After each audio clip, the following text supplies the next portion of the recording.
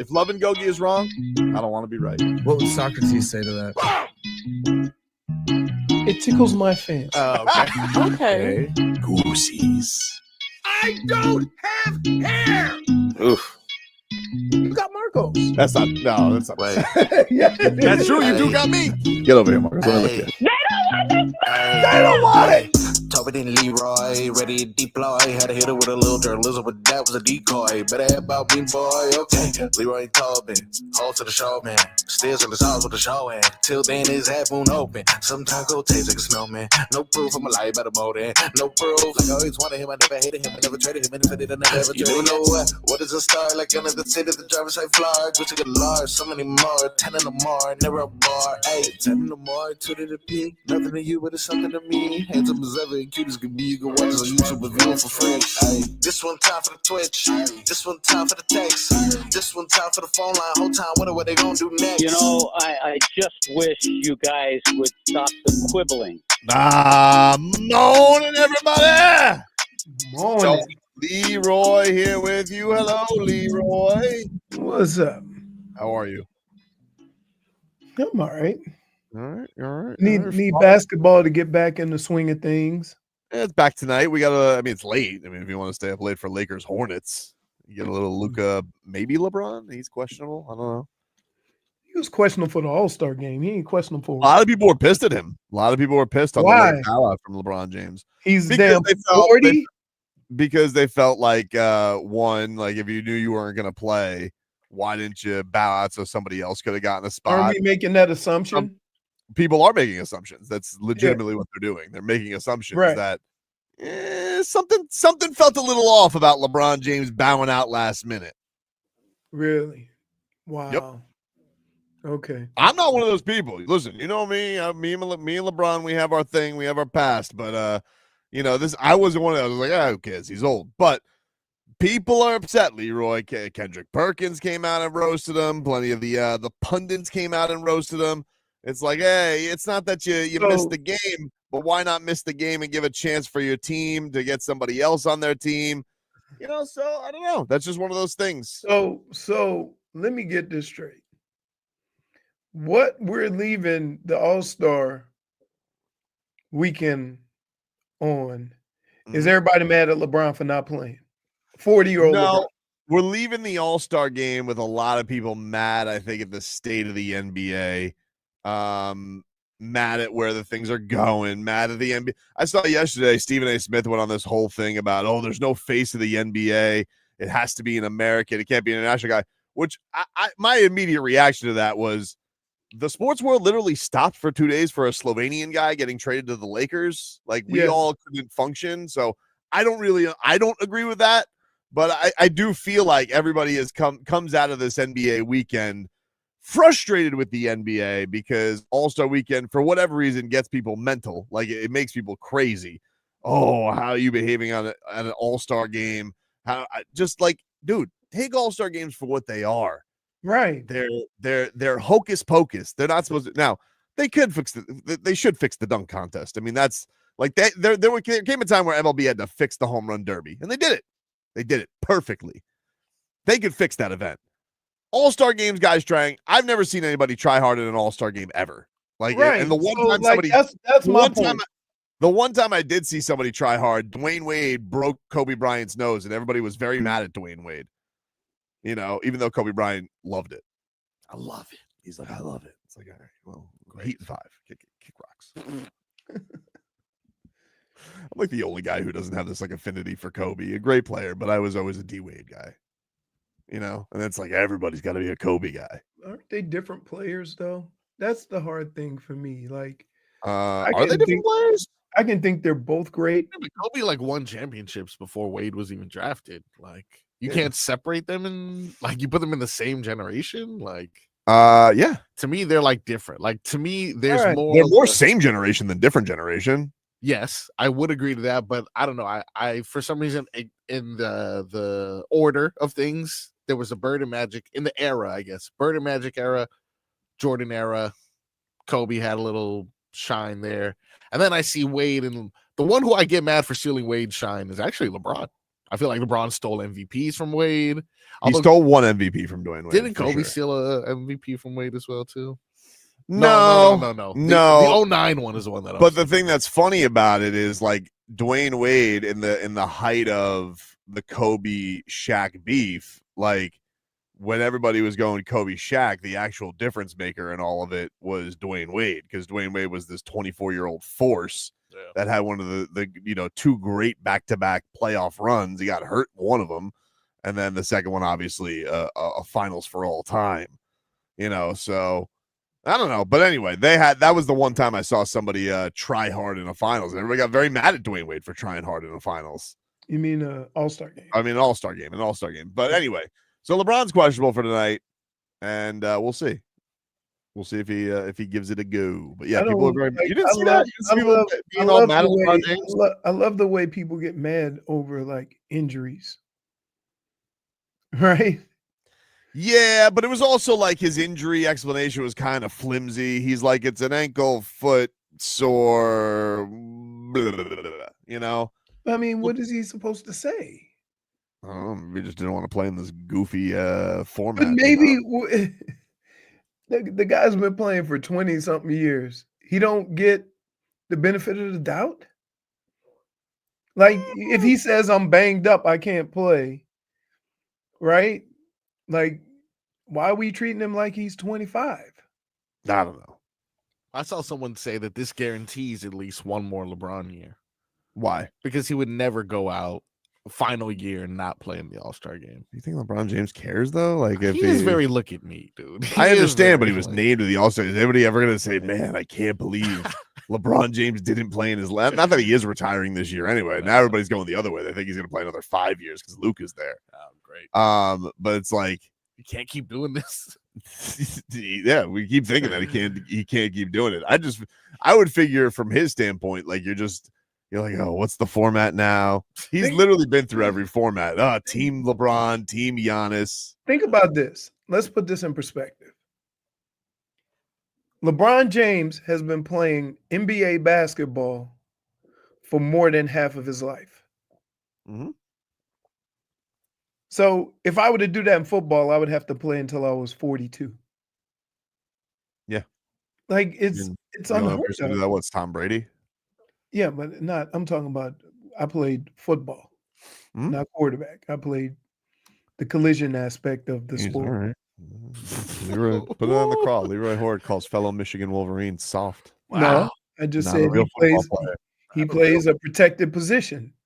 Quarterbacks, not real football players. Not real football players, dude. Good to know. Good not real football players. I see that you have your Marlins jersey on today, Frog Boy. Oh no, this is the Yankees farming system. I'm not sure if really? Yeah, he's in Maryland. Did you see the chain that Jazz Chisholm had yesterday at spring training? No, I don't it was impressive. I try not to hurt myself. It was impressive. It was like I'll get a picture of it for our audience, but it was more impressive. I mean, we've seen him have a chain of himself. Yeah. We've seen him have the alien chain. This one may have been his finest piece of work. What does this say? Home team? This is I'm looking at it now. This chain is wow. Headlines are brought to you by Doral Hyundai. Doral Hyundai, choose from over 1,300 new Hyundai miles in inventory at the Tucson, Sonata, and Palisade. Remember, when it comes to Hyundai, the great deals are at Doral Hyundai. You're all right? This is hurting my heart. This is why we could be covering this, dude. We could be talking to this man like we did a few years We ago. did talk to that man with his chain. It's very impressive. You don't really respect it though anyway. I mean, I'm very mad at you. Why? Because yesterday you came at me with some sass, and I didn't really appreciate it, to be honest with you. Like, you have no appreciation for the Marlins. You're harassing the group chat. I'm not harassing, dude. Marlins people. Dude. Periodically, there is somebody that comes in with a strong take and looks down upon anybody who questions that take. It's just he didn't look down upon the take. I don't think he disagreed with the take, because it'd be ridiculous to disagree with the take. I mean, are you disagreeing with the take? I don't disagree with the take, but it is random to have in 2025. It's not random to have, dude. How often are people talking about the Ricky Nolascos of the world or the Brad Pennys of the world. Like, what are we talking about? All I was thinking to myself, I was like looking at some spring training news and notes. I was looking at Sandy on Twitter, I think, throwing, and I was thinking, about Peter Bendick sitting in the bushes with binoculars thinking, can't wait to train for prospects. But I just thought to myself, man, Sandy's got that easy cheese, he throws it and it's just like 98. Effortless. Brad Penny, that was a hoss. All right. Remember he they went out didn't they there- have to turn off they turned off the clock, Yes, Jack McKeon got very mad at him because he kept peeking at the radar gun every time that he would throw, trying to top himself. And that's why nobody lit up the radar gun like Brad Penny. And this is not to say that Brad Penny threw the hardest, because he didn't throw the hardest, but like he was actively trying to light up the radar gun, like it was, he was just bringing it with that horse hide, like just reaching back and giving you gas, dude. And some guys just got that easy cheese, a lot like Sandy does, because he's like, he's a 6'6" moose, and it's just like, oh, flick 99. Oh. But Brad Penny, portly, a big fella, Yeah.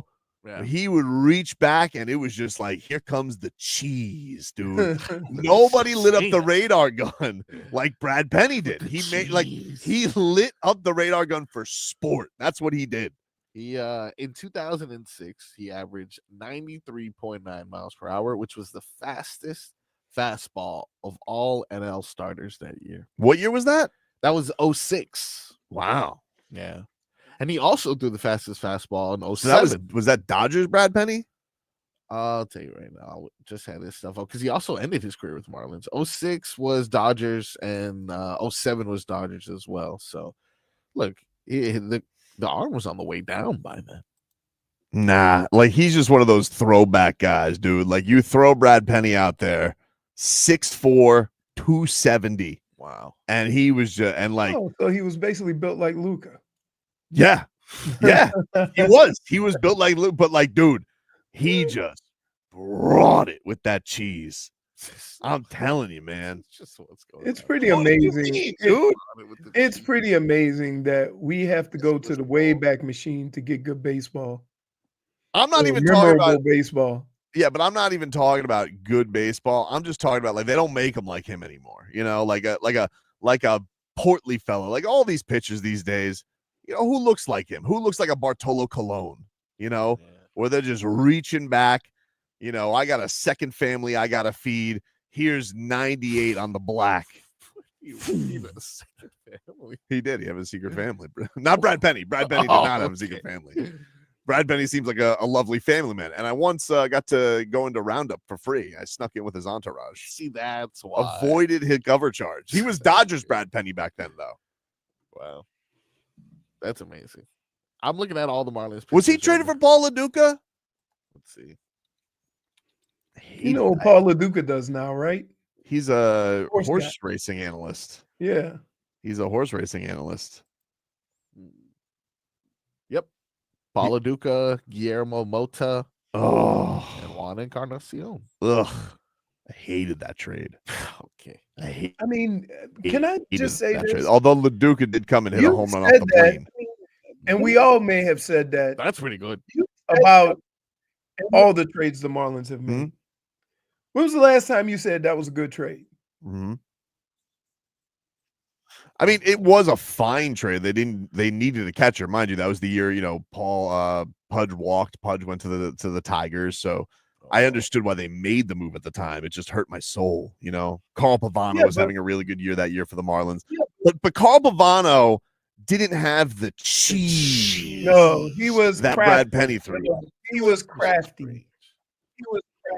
He just kind of mixed it up, cutters and sinkers. And it's just like, you need a guy who could just sometimes reach back and give you. Carl Pavano was an artsman at pitcher. Yeah, something like that. I don't know, but it was like, you have these pitchers, you basically, like Nolan Ryan would have looked at Brad Penny and would have been like, that's a pitcher. That's a pitcher right there. He just looked at Brad Penny and goes, yeah, Oklahoma, big. Wow. throws, like a Matt Cain type, All the pitchers on the Marlins right now, skinny. I know they're all skinny.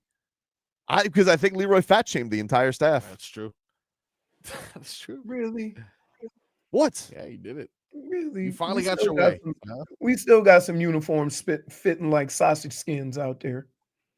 Man, Dade South says it's no one fine. loves insignificant Marlins like Tobin. Dude, Brad Penny. This guy does this. Brad Penny won 2 World Series games. How are we going to say he's a Marlins Hall of Famer? How are you going to say Brad Penny isn't a Marlins Hall of Famer? That guy. He's that not, you know what? You are very good at telling somebody they're a Hall of Famer after one moment. No. It wasn't You one are, moment. but I'm just saying one period of time. To me, He was a Hall of Famer is a person who did it for an extensive period of time. Yeah, but like the Marlins have a weird history, so you have to like kind of warp the Hall of Fame a little bit. Like it's a difference of being a Marlins Hall of Fame. You're doing it for a moment. No, dude. Like I'm telling you. How long was his stretch here? 4.5 years. 4.5 years.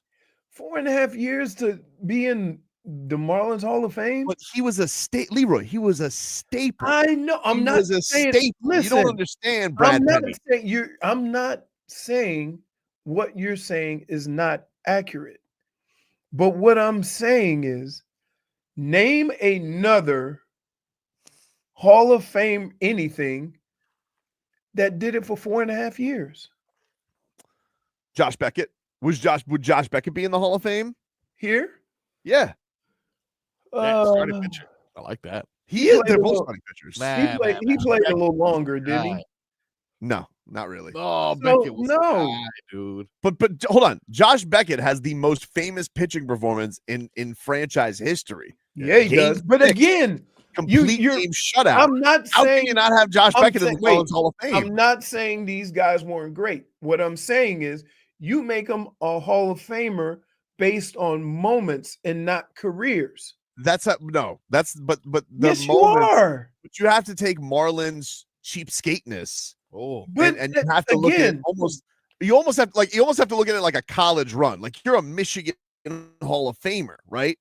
And so like you have to look at it like that more so, or like a Canes Hall of Famer. You have to look at Marlins history in almost 4-year increments to determine. Here's the deal. At Michigan, I didn't play long. I'm telling you right now.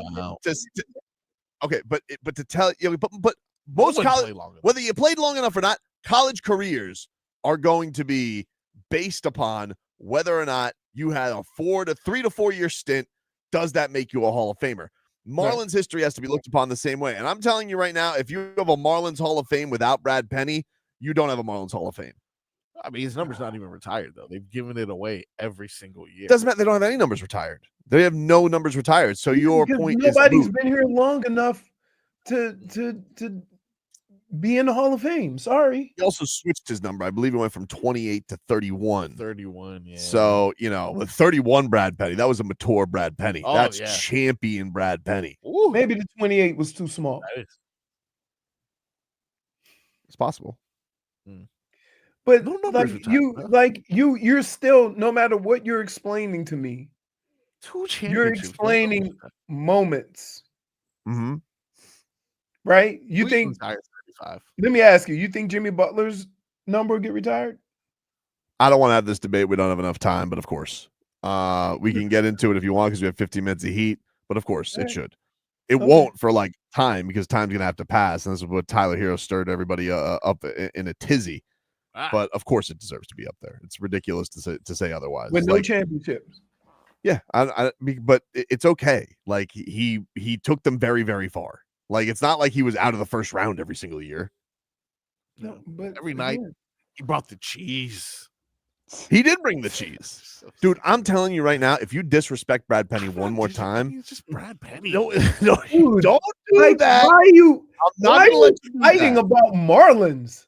Because he doesn't want to appreciate the art of reaching back for 97. He doesn't want to appreciate it. It's like find it when you need it. 20 years ago, we're talking about Marlins from 20 years. But the Marlins Hall of Fame just became a thing.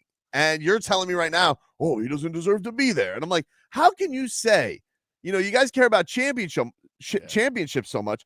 2 World Series wins, okay, not fake wins, wins. And you're like, nah. He was the third at most.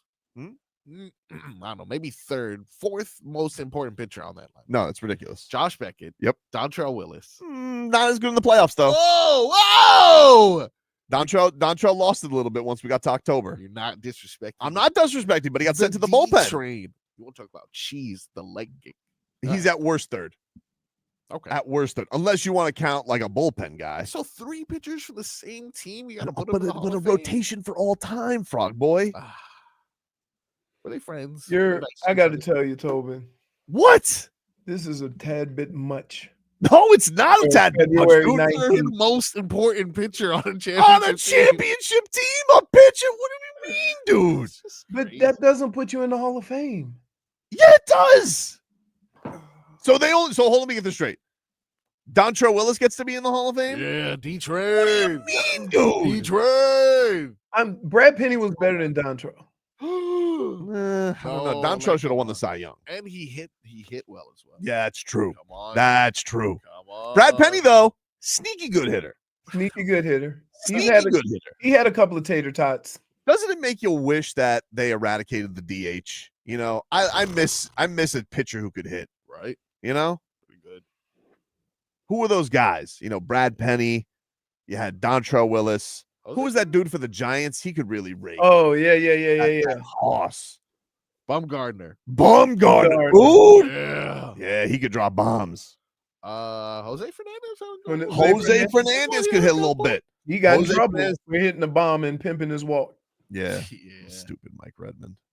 That's why we traded for Paul LaDuca and lost Brad Penny.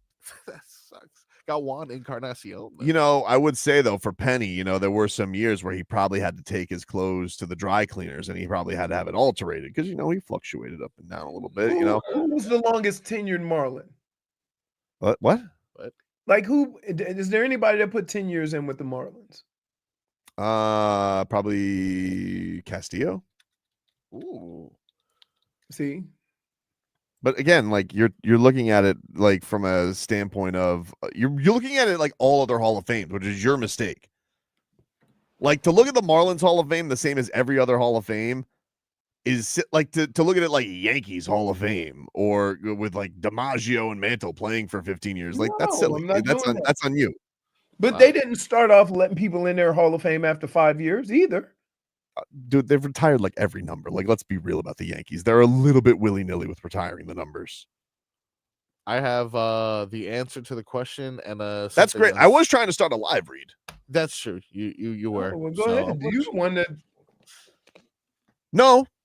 I was trying to seamlessly get in there by talking about the alteration of Brad Penny's pants, which some of you may need from time to time. Yeah. Which is why you want to head on over to our friends at A&T Dry Cleaners. A&T Dry Cleaners, for the best dry cleaning in South Florida, use our friends over at A&T Dry Cleaners. 40 plus years owned and run. The owners that's our boy, a fan of the show, and there's no doubt that he loved this Brad Penny segment. I guarantee it. And you guys can text or call him anytime for any of your dry cleaning needs at 954-610-9383. That's 954-610-9383, Leroy. Yes, and there's a seamstress on premises. They can do same-day alterations. Just give them a call at 954 or text them 954-610-9383. Mention Tobin and Leroy. Still get it. 25% off. 25%. You're still getting it. But give Ara a call, okay? Or text him because he can tell you how long it'll take to get your clothes the alterations on your clothes. You need clothes before formal events. Look, you need a suit taken in. You're getting ready for a wedding. Go have Ara hook you up. You get the 25% discount. They serve all of South Florida, Dade, Broward, and Southern Palm Beaches. Once you use A&T Dry Cleans, you'll never launder your own clothes again.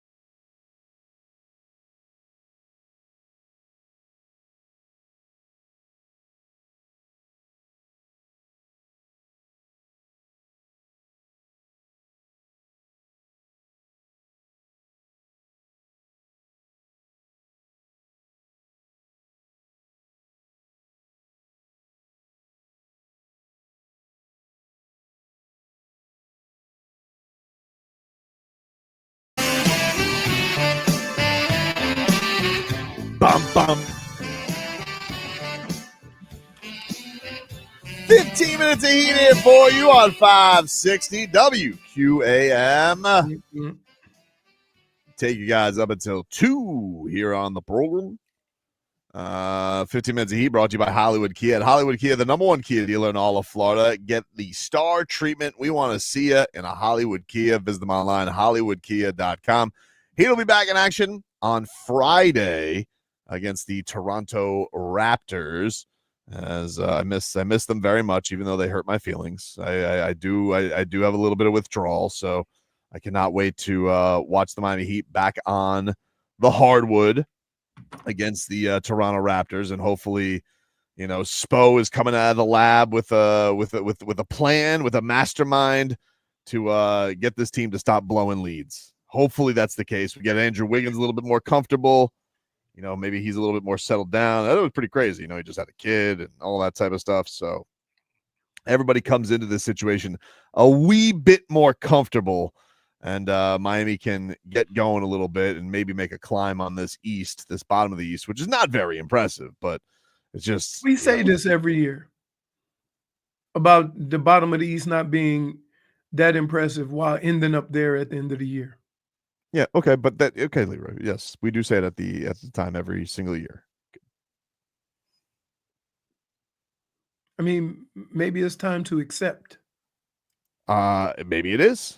Tyler Herro says they're not contenders. He was on Sirius XM and he said, let's call a spade. We're not contenders. So I don't know. We'll see. But he did also say that, the goal is still getting to that 4 seed and getting home court advantage. It's not that out of the realm of possibility. No, it's not. It's not. No. Like, again, the crazy thing about the East is you're 2 weeks of good basketball from being right in the thick of it. Yep. But man, they lose in spectacular fashion. Yes. I mean, they are losers. No, that's the old us. Oh, Turn the corner. I wouldn't do that. Yeah, we're not losers. I mean, they have lost in spectacular fashion. What do you call somebody who loses in spectacular fashion? That plays 82 games? No, but dude, these seasons, like they have a dozen games that have been losses. The guy who said what that you is all started time. off with, right? The positivity that you led this conversation with, only 5 minutes later to call them losers and give me the stink eye when I say we have this conversation every year. And then you go, they're losers. Like, holy smokes. Make up your mind. I mean, you make up your mind. Like, which side are you on? I know, I'm on no side. I'm stating reality. I'm stating reality. That every year about this time we have all we needed to do. We're only 3 games out here, 4 games out here. They have a and way then a worse month later record. we'll say the same thing. Yeah, but they had a way worse record this year. Their record is way worse than it was last year. Last year they were like 6 over 500 at this point. Okay. Damn. Really? Because I felt like I know that's what it feels like. And I know everybody feels like it's like the Miami Heat have been a floundering 500 team. But at this point last year, they were actually playing some of their best basketball. That's crazy. They were. I felt the same way at All-Star break, so that's interesting. Probably around this time. Now I wish. It's almost like when you look at pictures of yourself in the past. What? And you're like, oh man. Like before I looked at that, I was like, oh, I'm so fat in this picture. And now I wish I could be that fat. Now last year, I'm like, oh my God, this season sucks. Now I wish I could be 6 games over 500. Now look at us. 7:30 is when they get going against the Raptors on Friday. And then they got the Bucks on Sunday and Atlanta on Monday. They're going to play a boatload of games because they haven't played as many games as like half the league. Nah, they're caught up now. Like, but they actually have a lot of home games. Yeah, they have a lot of home games that they got to catch up on. All right. So that's some good news is that they'll because they've been on the road basically all month. I was always told if you go undefeated at home, this is in football, and 500 on the road, right? You probably win your division. Now that didn't apply to Minnesota, which was crazy. That was an anomaly. That never happens. Yeah, that was a weird thing with them last year is that they were a really terrible home team, but they were a good road team. Right. Very strange team last year. This year, there's something about being in the comforts of your home that makes them too comfortable. Yeah, very fat caddy. I don't know. Wow. This year they're 12 and 11. What would you call it? I don't like. I would say What's this. interesting about you is you say something that sounds just as harsh as I say, but when I say it, you almost recoil. It's very strange. What do you mean? Like I say something, you're like, yeah, they're too comfortable in their own home, and I say, yeah, very fat cat. And you're like, heavens to Betsy, too much. Well, too fat cat. Like I wouldn't classify it as being fat cat. I wouldn't classify it as being fat cat. But I guess in some ways, if you are very comfortable with your environment, it sometimes leads to complacency. I was watching Court of Gold yesterday, or Court of Gold, the Netflix thing on the Olympics. But I skipped because there was an episode that had Bam on the cover of it. So I was like, oh, I'm going to watch that. They feature Bam at the beginning of it, which was really cool. Grant Hill. Oh, Grant Hill loves him some Bam. Oh, Loves him. okay. Loves him. And so does Steve Kerr, by the way. Steve Kerr seems like a nice guy. Oh, he's a nice guy. So now he's guy. a nice guy. He's a How nice many guy. times have you started the show with, and Steve Kerr, I've had enough. I've had just about enough. I think you guys are confusing me with him and JJ Redick. I don't feel like No, I've ever had a Steve Kerr. no. I had a Steve Kerr hot You- take. You called First of him a all, snake 2 days ago. You have never, Well, that was very snake-like. One would have to say. you To have Andrew Wiggins, never, he was a snake. you have never, ever, ever not said anything negative about any other coach. Because Steve Kerr, we had enough. We get it, Steve. We get it. Oh, like We got. I will say he was a little crocodile tearsy when it comes to Andrew Wiggins. Oh, I'm gonna miss him so much. You're gonna miss him so much. 17 free throws from Jimmy. Jim VP. Jim VP. Jim VP. Like that was Steve Kerr in 24 hours. He was like, parade to the free throw line. Parade to the free throw. Oh, poor Andrew's gone. Oh, it was a bit of an act, but he was very, very complimentary of Bam. I will tell you though, this documentary, I got to watch it in order. This French team, there's infighting going on right now. Whoa. Fournier and the coach beefing. Whoa. Yeah, dude. he doesn't even Evan play in Fournier? NBA anymore, does he? I don't think so. But he was basically calling the coach a French fossil. He was like, cannot win, scoring only 70 points. What is this, 2000? And the guy said, what did he say? So there was French beef. They still kick Canada's ass, though. Yeah.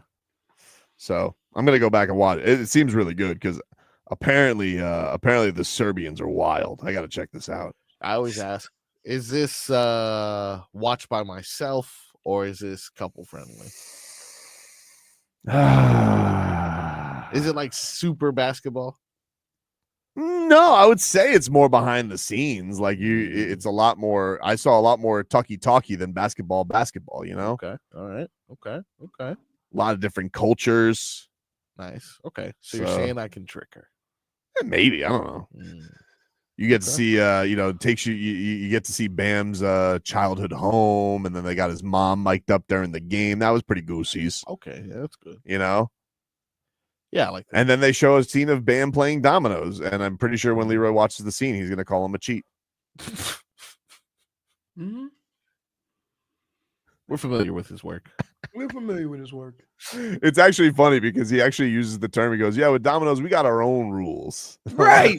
Thank you. Thank you. Thank you. Thank you. Wow. Thank you. We'll take a break here on the show. Speaking of international play, we got a big one coming up tomorrow for all of North America. That's next. Heat and Panthers off for their respective breaks. The Heat are back at it Friday against the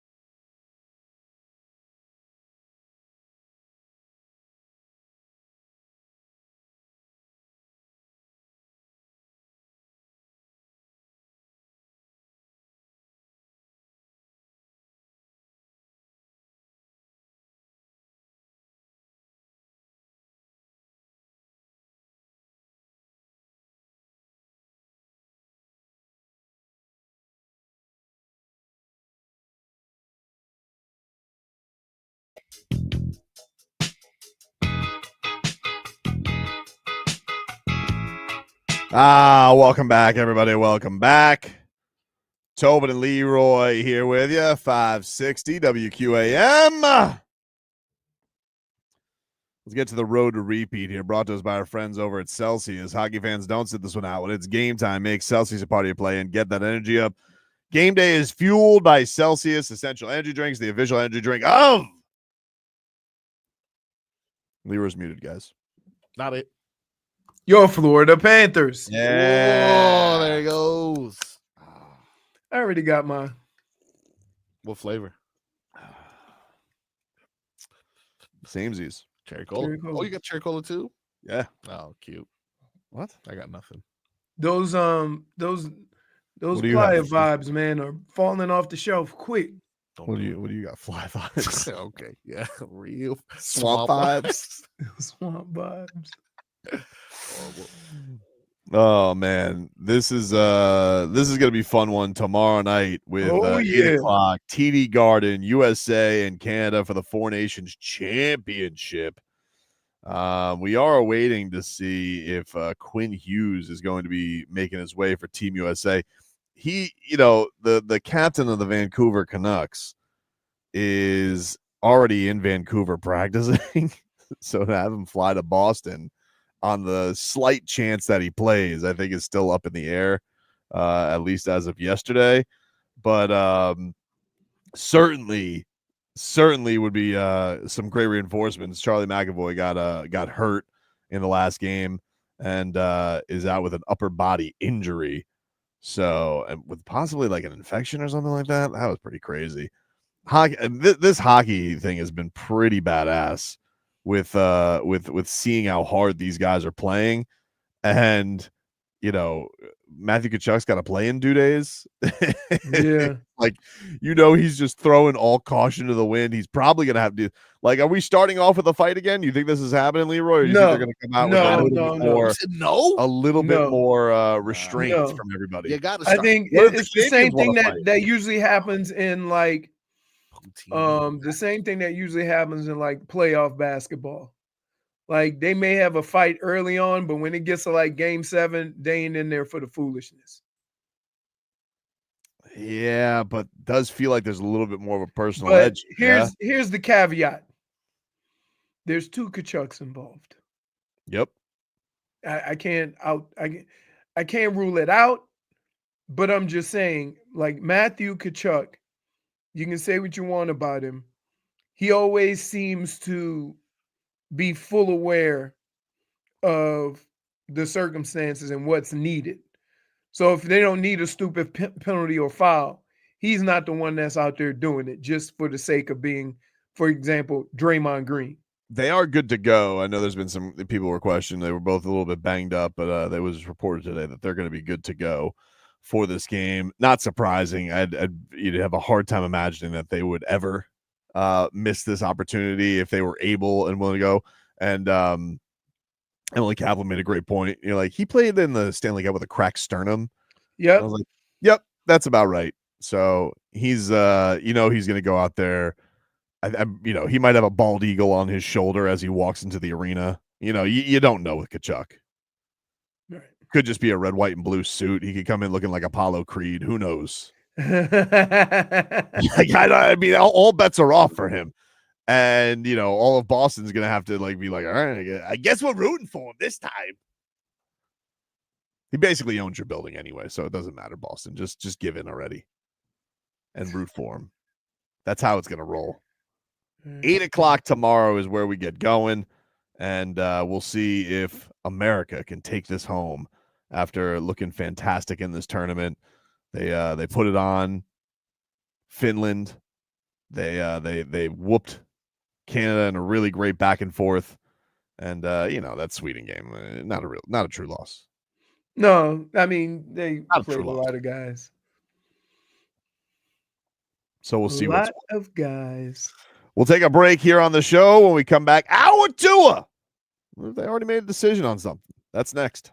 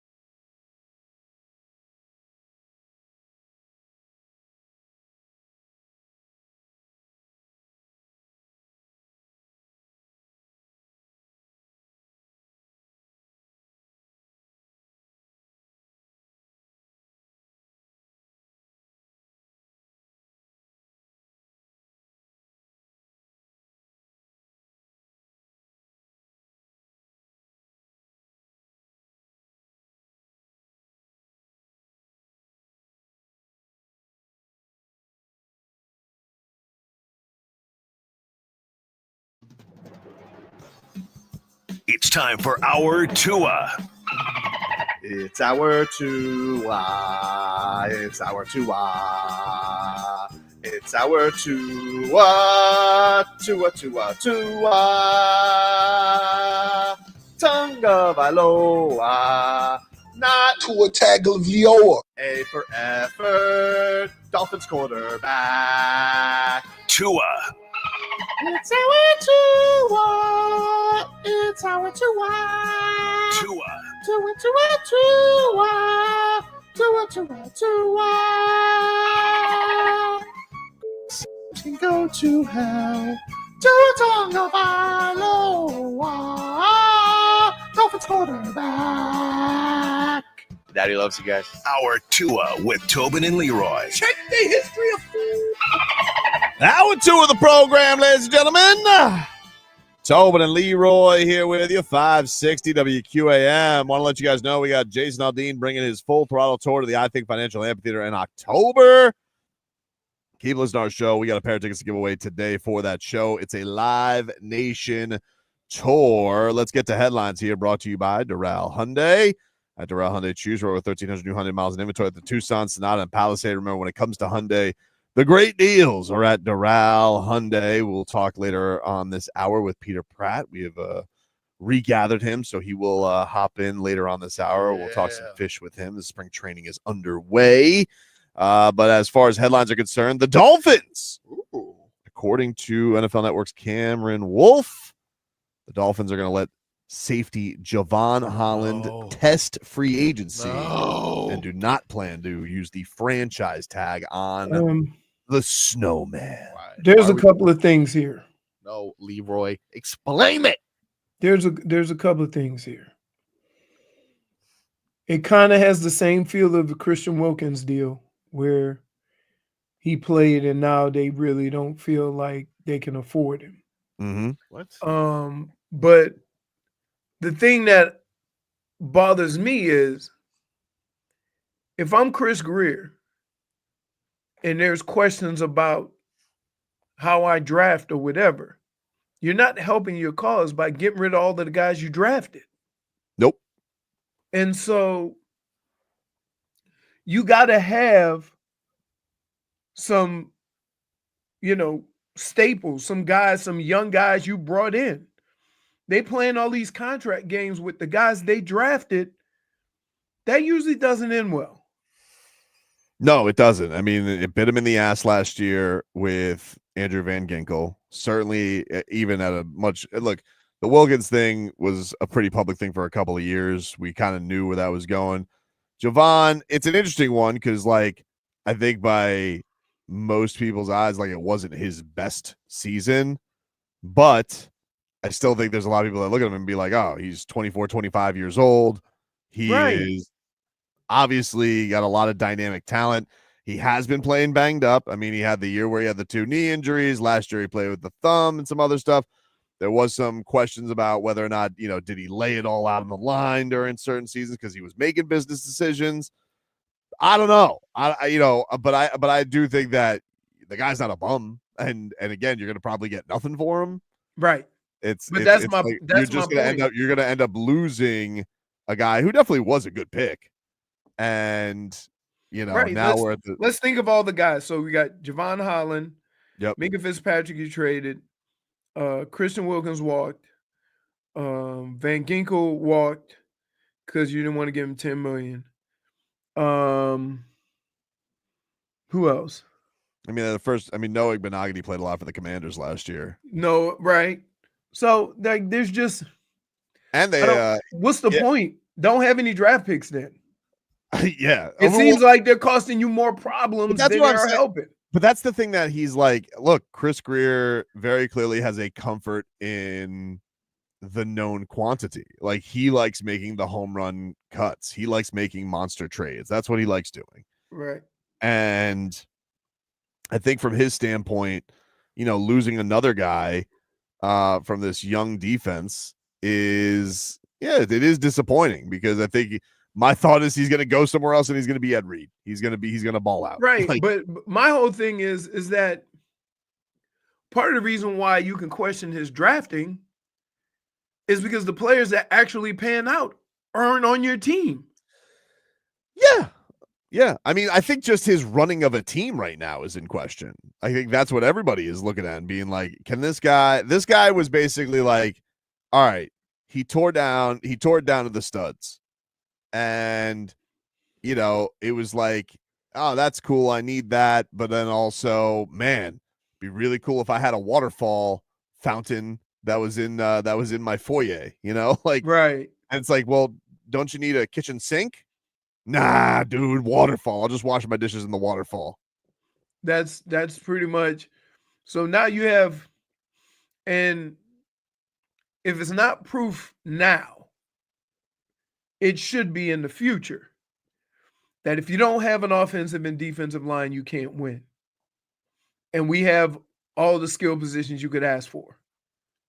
So seeing the way Philly played, seeing the way Detroit played, seeing how Kansas City struggled, everybody in the league should be fortifying their offense and defensive line. Right. And getting a viable run game. The Dolphins have signings that, in the scheme of things, the way football and successful football is played, in the scheme of things, those pieces are irrelevant to the success of your football team. Because you got some of the best receivers and cornerbacks in the league. But it don't matter if you don't have a pass rush or a protection for your quarterback. And that's kind of where this team is. So I don't know how you go about that. We've all seen the success that teams have had recently. And we consistently, after every Super Bowl, point to a dominant performance by a defensive lineman or a line or what have you. So as long as I've been around football, those things have been consistent with successful football. They have been. And I think with Holland, it's, look, you're going to come into a year and the people who are like, hey, don't break the bank on a guy who gave you no interceptions last year. Now, to be fair, he did basically win you the Jags game. Like, he won that game punching out that fumble. Had a broken hand the whole time, too. I saw him drop a couple picks. I understand. I mean, not a broken hand, the thumb issue that you were mentioning. The soft cast thing. Yeah, he essentially was playing with one hand, and he does have some injury issues that you do want to keep an eye on for sure. But like you guys were mentioning, if you don't retain young talent, what's the point of drafting him? Right, exactly. And so are we going to, in the future, build the team like Pat Riley, F them picks? I don't know. Because that's the thing is like it doesn't ever feel like there's any foresight with the Dolphins. It feels like they're always on their back foot with this stuff. Like they're always it does, and it seems sometimes I wonder if they're watching the same NFL I'm watching. Right? Sometimes I'm wondering, like, they had a successful run game one year where all that outside stuff was working. But if you look at the teams that have success and go far in the playoffs, they all run in between the tackles. Now, however that works, right? You got to have a solid run game at certain parts of the game and the season. And so I've never, like, and I tell you this every week, the thing that drives me crazy the most with this team, I've never seen a team get more 2nd and 13s and 2nd and 14s than the Miami Dolphins. It's baffling to me. If a team were to just snap the ball and take a knee, they'd be in a better position than the plays they are calling. That's crazy. Be less razzle dazzle, dude. It wouldn't be as cool. I mean, I guess it's just crazy to me how, like, and look, I will say this. I'm going to say Chris Grier knows more about building a team than I do. I'm going to say that because that's his profession and it's not mine. However, a guy that's seen as much football as he has, to neglect the offensive line or to not try and build, especially with Tua, the best offensive line possible, I think he should take some of the heat. But it also seems like they're at a weird spot with that too, because it's like right now they don't seem to even know, is Tehran coming back? Is he not? Are they going to have their second round pick even play next year in Patrick Paul? Very clearly they're going to, probably move on from Eichenberg unless he's playing for peanuts. I don't know, but it seems like they'll probably end up with 2 new guards next year. You assume that Jackson's going to come back and play. Brewer was good last year. So, but you need some kind of consistency. The thing that has plagued this it's offensive hard line, to do. It's hard to do that if you have right. respectfully to Tehran, like you don't, I know he played 15 games last year, but He didn't play 15 games. He didn't finish 15 games last year. Right. So I don't know, man. Like that's the other thing. Is like where is even the foundational of this build Right. or fixing? Correct. Where is it going to start? The problem is that at one of your most important positions, you always have to have a backup plan, right? And at offensive line, your backup plan shouldn't be so extensive as they have to be when you're playing with this offensive line. And Tehran's awesome when he plays and he's healthy, but it's maybe those 3 or 4 weeks that he doesn't finish a game or doesn't play that you have to be prepared for. Right. Now, yeah, if Patrick Paul was farther along to where they thought he could do the job, then it would be a no-brainer. Yeah, but then like let's say he comes back next year, and then you have a year where it's like, all right, Tehran does the same thing, like he plays 13 of 17 games. Mm-hmm. But then you're getting into year 3 with a second round pick who's that's a 4-year contract. You don't even know if the guy's going to be a capable starter or not. That's what that bothers me with what the Heat do too. Like they'll not play young guys, and then when the guys start playing, you've now played them 1 year, and now you got to max them out because you didn't get your money's worth.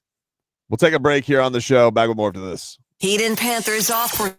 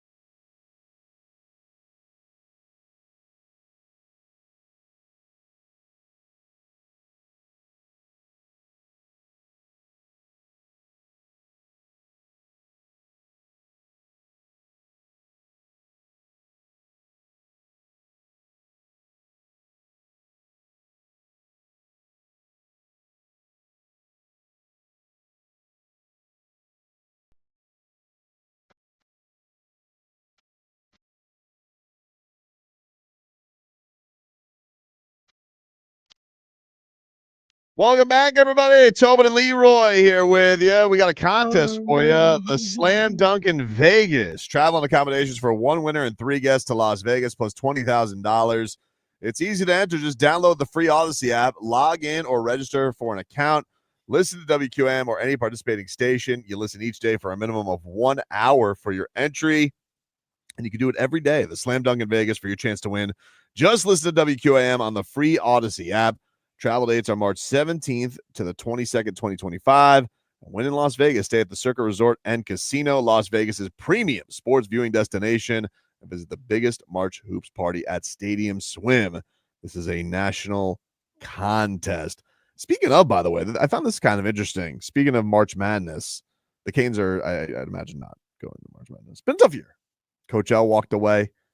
What do you think of this, Leroy? There was a report yesterday from Jake Fisher from the Stein line, and he's reporting that the Miami Hurricanes could be looking to a pretty close neighbor for Coach L's replacement. It was a piece on a lot of guys in the NBA thinking of jumping to the NCAA because there's a lot of money right there right now with all the NIL stuff. And it's a little more, what's the word I'm looking for? You don't get fired as quick in college. I guess, yeah. I can't believe they fired Jevon Howard. Was it a firing or a parting of ways? What did they refer to it as? Who? Parting of ways. Jevon from Michigan. I think there was a situation, and then they parted ways. Well, either way, it said in Jake's piece, elsewhere in the Sunshine State, various NBA coaches are being mentioned as candidates to replace Jim Larrañaga at Miami after Larrañaga stepped down in December. Longtime Heat assistant Chris Quinn has not so quietly been connected to the job, as has former Heat and current Suns assistant coach David Fizdale. Another intriguing name to monitor for the Hurricanes gig has been NBA with head coaching experience is also Bucks assistant coach Dave Yeager, who used to coach the Grizzlies. Seems like they kind of want that Heat culture down there in Miami. Yeah. That's kind of crazy. Pipeline. Chris Quinn. He's been in some NBA head coaching interview cycles. Chris Quinn jumping to the college game. Who you think now? Question, and I'm asking this because I have my thoughts. Who seems more relatable to the kids? Quinn. Fizdale does to me, right? But maybe that's because I haven't heard as much of Chris Quinn. Quinn works with a lot of the young guys. Like he's got a lot of young guys. He's got that. You know? He's on the same path as Spo was. Yeah, I mean, and he played in the league. He's got a fake ID. This guy how old is he? He's like 20, maybe he's 20. He looks 20. Chris Quinn. He's got a fake 38, 40? No, I think he's 40, 41. 41, right? A young lad. 41. He still but has, I always thought I thought that Chris Quinn was going to get an NBA job. Like but he's saying, but nowadays it's the same money. Yeah. Right. So it's the same money, and universities are a little more reluctant to do a buyout than an NBA coach. So you at least know you're going to get some time. And it's not like the highest pressure job in the world. It's not like this. You get to stay local. Not that there's no pressure, but it's not like it's not like you making. It's not blue bloods. Sound like him taking the job would be him mailing it in on his career. No. But it's not Duke. It's not UNC. It's not Kentucky. It's not like Kansas. Right. There's only a handful of those teams. Yeah, it's going to be a tough challenge. Don't get me wrong, but I think he'll get a little bit of time to get things right. I'd imagine, and I'd also imagine if you're going to lure somebody like him, that they're ready to spend some more money to get right. It's such an interesting program because it just feels like they're good, and then they go down, and then they're good, and then they go. But a lot of that you have to credit Jim. Like Coach Larrañaga was such a. I think that's the part because of the way it ended. That's the part that's going to get overlooked is how great he was at getting guys to do the right thing and be in the right spots and give the right effort. Yeah. His Which- energy was reflected on by the way the team played. Right. So, I don't know. That's an interesting one, man. All right. So Chris Quinn.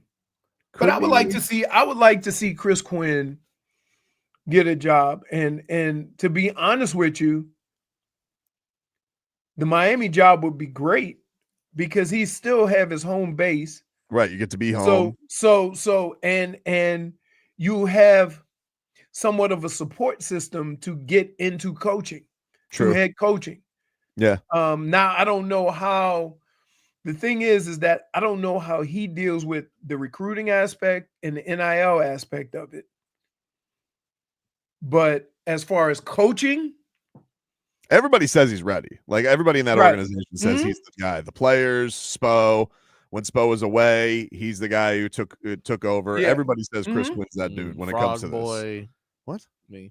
You did say that you think you should kick Spo upstairs and you wanted Chris Quinn to take over. Which That's is why I I want get it. face It's off the always team job. like there's a different dynamic though when you say a guy's ready to be an NBA coach versus a guy ready to be a college coach. Because if you go up through the ranks in college, you understand the recruiting aspect of it, the NIL aspect of it. You understand all these things. When you come from the NBA to coach, you got to be brought up to speed on the recruiting rules, the NIL, how much money you're going to have, where the transfer portal, who can you talk to, who you can't. There's a whole lot of catching up that you would have to do as far as that's concerned. Dade South just goes, Quinn went to Notre Dame. Kick rocks. He did. He did. He looks like a Golden Domer, right? I believe the last time he had there was a bet between him and UD because UD loves Canes football, even though he's a Gator, and he made Chris Quinn wear the turnover chain at practice for the 17 game. Oh, geez. We'll take a break. When we come back, we'll talk to our guy from the Marlins Uncorked podcast, our favorite Marlins insider and podcast host, classing it on up. Peter Pratt's going to join us next on the show. Back after this. WQ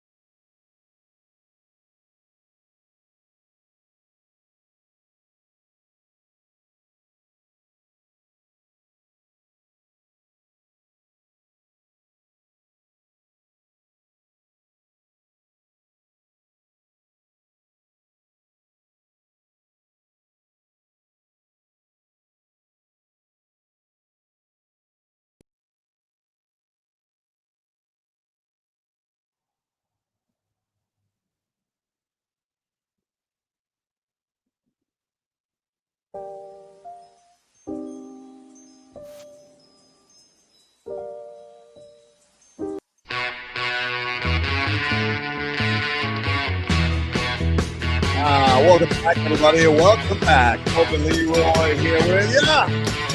560 WQAM. Let's go out to the Tournament of Hollywood guest line. Talk to our guy from the Marlins Uncorked podcast. Our guy, Peter Pratt from across the pond, joining us there. Our favorite Marlins insider to talk to. What's going on, Pete? How are you, buddy? What's happening, guys? Happy New Year! Happy New Year. Yes. Happy New Year. Happy baseball season. It's good to see you, buddy. Yeah, same. Hope everyone's doing well, guys. It's almost Marlins baseball season. What do we have to look forward to? This is brutal. The end of the season? Next year? I don't know. I don't know. That's a tough opening question, that one. Well, I mean, Peter, think about this. We got into a 20-minute argument over whether a player who played for the Marlins for 4.5 years should be in the Marlins Hall of Fame. That in itself is crazy. Well, that was a little bit my fault. I was very fond of Brad Penny back in the day, Peter, and you know, I feel like if you were a staple of that rotation in 03, that should get you in eventually. But that's a moment. That's not a career. It's not a moment. It was the moment. It was the moment. It's still a moment. You can put whatever adjective you want in front of it. Still only a moment. I guess we'll start here, Pete, with the team, right? So Peter Bendix, Bruce Sherman, they address the media before spring training goes on. And much like Bruce did when I asked him about this at the Clayton McCullough press conference, very dancing around Sandy's future with the team. And, you know, from my standpoint, it feels like the writing's on the wall. As soon as he looks like he can get through 9 innings, they're taking bids. So what do you make of their comments about Sandy's future? You've nailed it. I mean, that is the comment, right? Like Sandy, he's here for opening day. So, you know, listen, it's a big matchup and he's going to be there for opening day. But beyond that, like, I'm with you. People are talking about the deadline. I think with Sandy, as soon as he's like showing any resemblance of Sandy from a couple of years back, they're going to pull the trigger on something. There's no need to risk him. Like, he's going to be traded, I think, before the end of June, to be honest with you. I don't think it's going to get to the deadline. And that is rock bottom. I shared on my pod earlier this week. Like, that is the rock bottom of the rebuild. Once Sandy's gone, he's the final piece remaining, and unfortunately he has to go because this is the plan.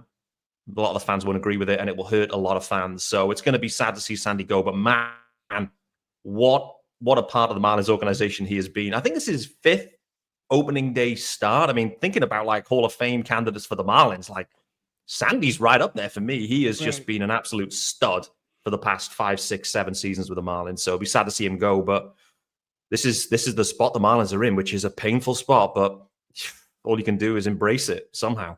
My problem is not that they trade guys when they get to a certain point. Like we all knew Stanton was going to get traded. We all knew this. Okay, my problem is at some point in all your efforts to rebuild and rebuild and rebuild, you got to stick with a core group of guys and ride it out. We've been waiting for this forever. Yeah. Hence, case in point, we're asking about guys. We're having a hard time thinking who's the longest tenured Marlin. And has anybody reached 10 years with the Marlins? Like, that is crazy to me. Yeah, it really is. The cycle just repeats, right? Like, as soon as you have one season of success, and I mean, success recently was just making the postseason. And as soon as you have one season, and granted, like the Marlins rotation last year was banged up, they pulled the plug on that season and that roster, like, at the nearest possible opportunity. Right. And to your point, like, I get it, the guys were hurt, but everyone was still under control for this season. Could you not have just rolled with the dude? Sandy's back now, and it'll look different. You got Sandy, Luzardo, and the guys all back, and you know, Arias, Jazz, and Berger, and whatever, you name it. Like, if they're back, they showed they can hang around. But nope. As soon as there was that, just, you know, the start last year was disgraceful. Whatever it was, 0-10 or something crazy.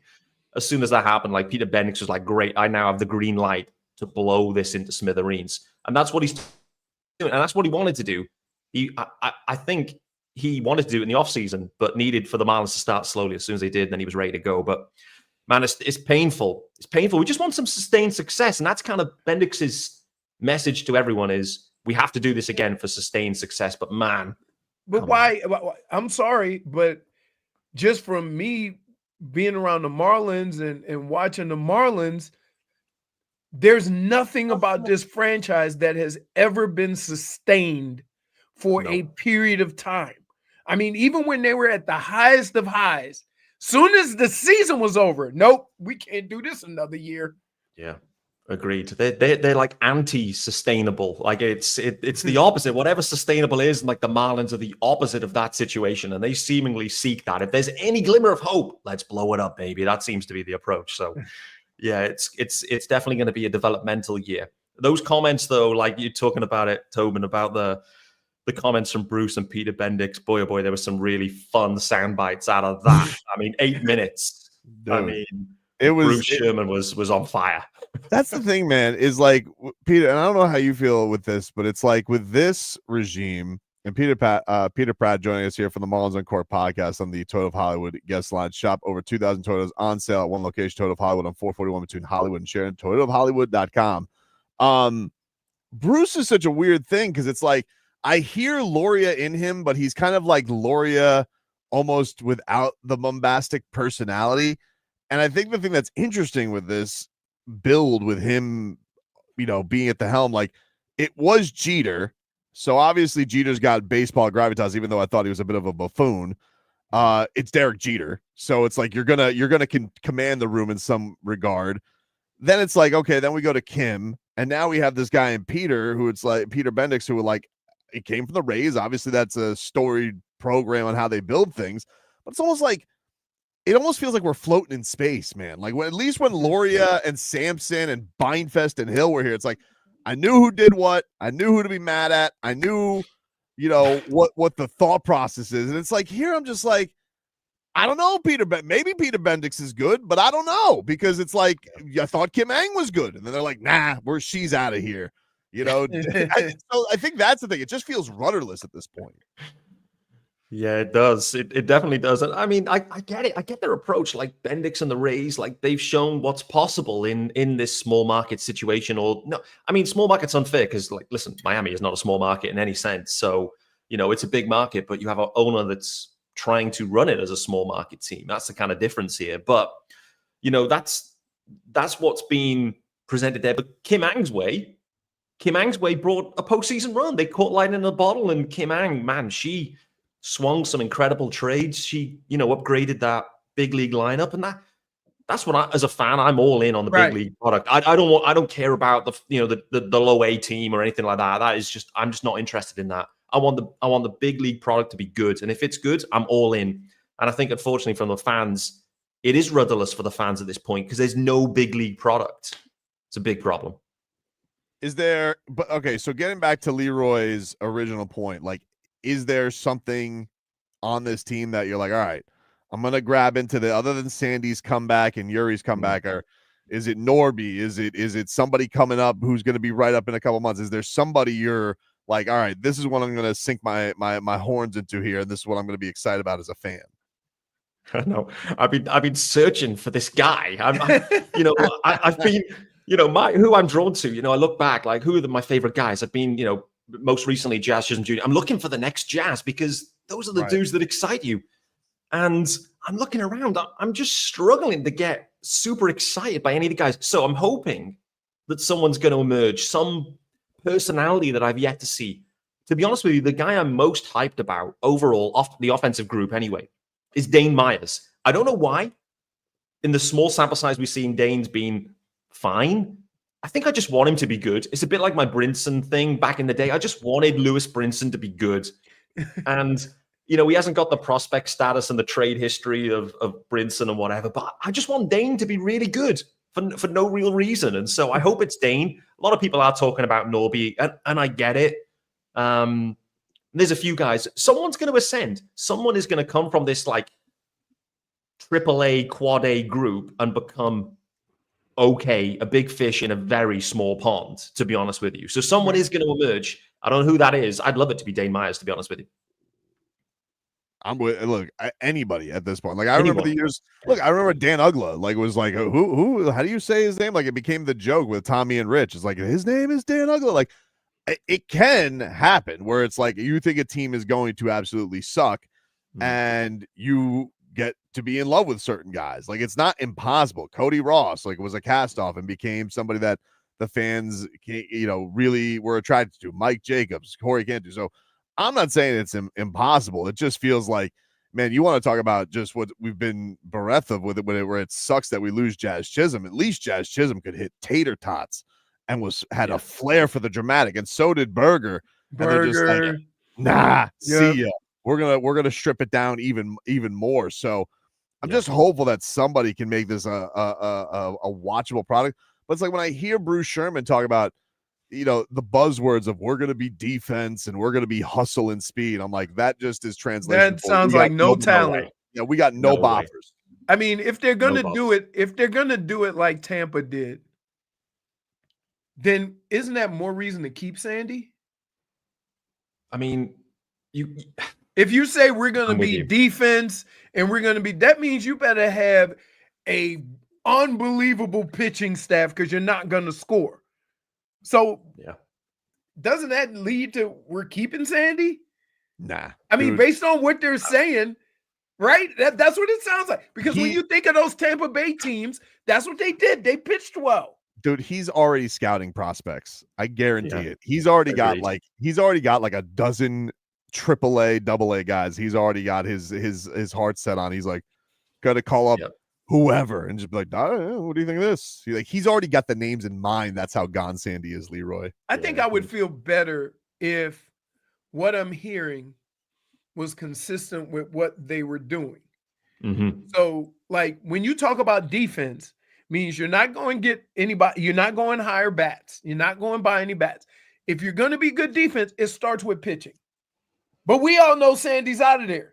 Yep. So how can you say those words while getting rid of your best pitcher, which is the only way you can play baseball the way you're trying to play it? There's a problem here.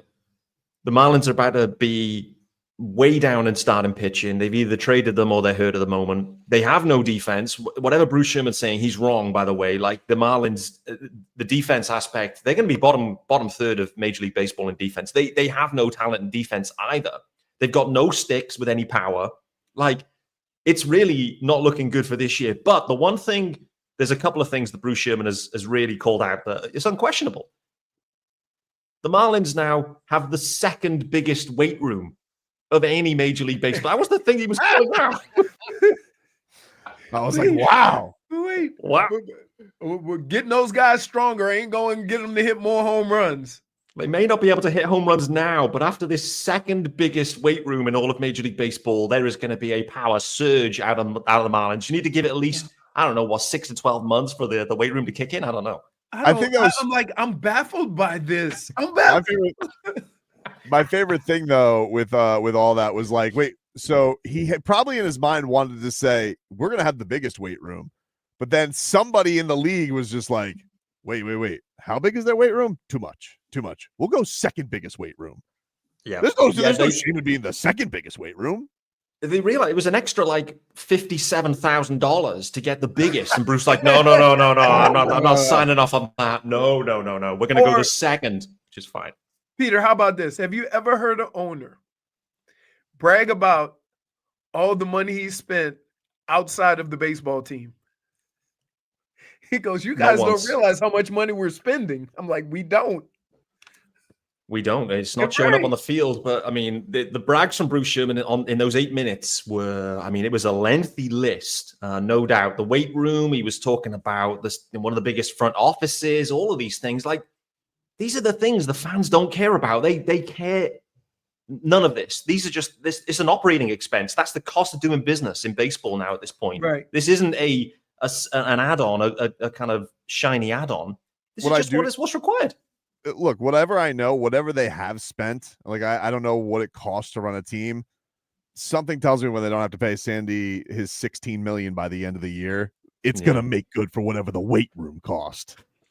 Just something tells me. I don't know what the difference there is gonna be, but they'll be like, oof, We had to buy that second biggest weight room. How much did that cost? Oh, $1 million. Don't worry, Sandy's gone. We got him for peanuts. You got it. Great. Listen, boys, I need to see you guys doing a show live from the Marlins weight room at some point. If someone can make that happen, then that would be sensational. That's gonna be my request. If they have us out there, There we and go. be like, you got to show me this weight room. I gotta see what you guys got. I mean, what's going on here? Oh, it's like you got the. Oh, look how many. Look. They have kettlebells, but there's actually goldfish swimming in them. This is amazing. Must be. It's absolutely nuts to me. You got any excitement? Like, are you excited to see Yuri back when he gets back? That was one of the unfortunate things is last year we talk about guys getting deterred. Sounds like it's going to be all-star break for him, but he did look like the truth, man. Do you feel like this is a guy who can pick up where he left off? Yeah, absolutely with Yuri. And I think, listen, he's so young and he's, early in his service time period that he can be around. He isn't on the trade block, I think, at this point. And actually, from a Marlins standpoint, the thing I'd look out for in the next couple of months is, could the Marlins actually get an extension done with Yuri Perez? That's the thing that I'm thinking about at this point. My gut feel is they may want to just control service time a little bit when he comes back. Maybe we don't see him in the big leagues after the All-Star break, even though he's ready. My goodness, that would you can see that happening, but they may pay him, they could pay him some money and get an extension done. So maybe that's the commitment of this front office and Bruce Sherman and Peter Bendix is we really see Yuri Perez as the future. Let's get him extended and let's get him healthy. I mean, that's the main thing. Let's get him back and healthy. And if they get rid of Sandy, then they have to hang on to him because they're probably thinking he's going to be the next Sandy. Anything's possible, but I hope so. I mean, we're just spitballing here. Nobody knows. No, exactly. But he did look like a stud, no doubt. But super small sample size too. Sandy Alcantara, is the certified stud. We know, it's rock solid with Sandy. With Yuri Perez, we've seen 10, 15 starts at the big league level, to be honest. And so we don't really know. That's one of the things, though, that I am I know Sandy's as good as gone, but that is one of the things, Leroy talks about arguments keep around. That they have a very special relationship. And there's something about hey, all right, I know you guys want to get rid of Sandy as soon as possible because you guys can't afford him. But there's got to be something said for all right, you're going to basically throw this 21-year-old into the deep end by himself off Tommy John. I'd much rather have him have his mentor there to at least kind of guide him through some of this as long as it is possible. But if it is, up to the trade deadline, they're going to probably be rats off a ship on it anyway. But that to me is the only part of it that gives me great pause is I get that you guys got to get rid of Sandy because you can't afford him. But man, I feel like it would be such a resource for Yuri to have once he is on the mend back to have Sandy in that clubhouse with him. And it sounds like he's not going to be. Yeah, I'm completely with you, and I think that's the role that Sandy played last year too. Obviously, Yuri was hurt as well, but you're completely right. Sandy, it's not just on the field, off the field. He's just an absolute stud, and everyone just gravitates to Sandy. He just does everything the right way, and he's going to be a huge. If he is moved, and let's assume that he is, it's going to be a huge loss for the fans, for the players that are there and remain, and everyone. It's going to be huge. Yuri Perez. Having Sandy around for another year, 2 years would have been huge for him too. And I think it's going to hamper his development because there is no greater person to lean on for Yuri Perez than Sandy. And we've already seen that. The two of them, they've been inseparable for a year or two. And so it's going to be, definitely have a negative impact for Yuri, but I guess that's baseball, right? I mean, I wanted to keep Sandy. I just don't think they will. And I think, the comments the other day, it was very obvious that all he had to do, Brooks wanted to brag about everything on that day, the weight room, the number of minor league free agents.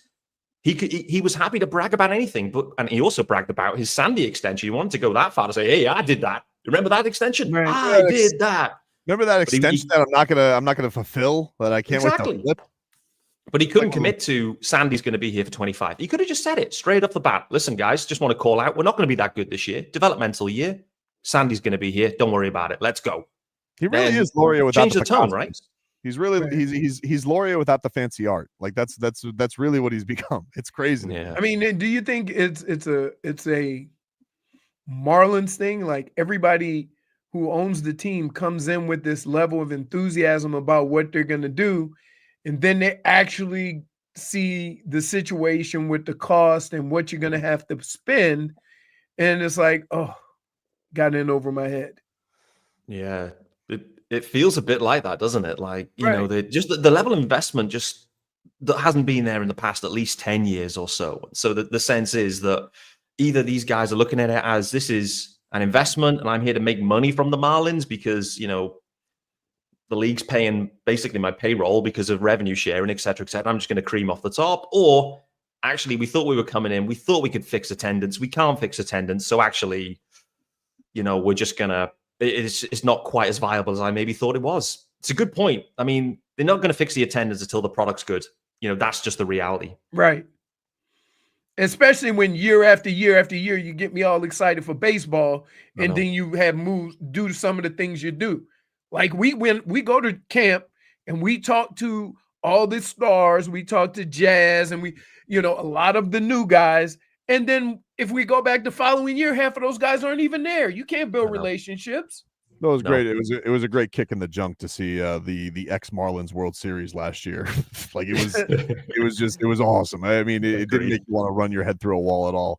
Peter Pratt, host of Marlins Uncorked podcast. Go check him out on all your podcast platforms. We always appreciate when he gives us time. Thank you, buddy. Thanks, love you guys. Peter. All right, we'll take a See break. you guys. Back with more after this. Afternoons in the sports world are made better by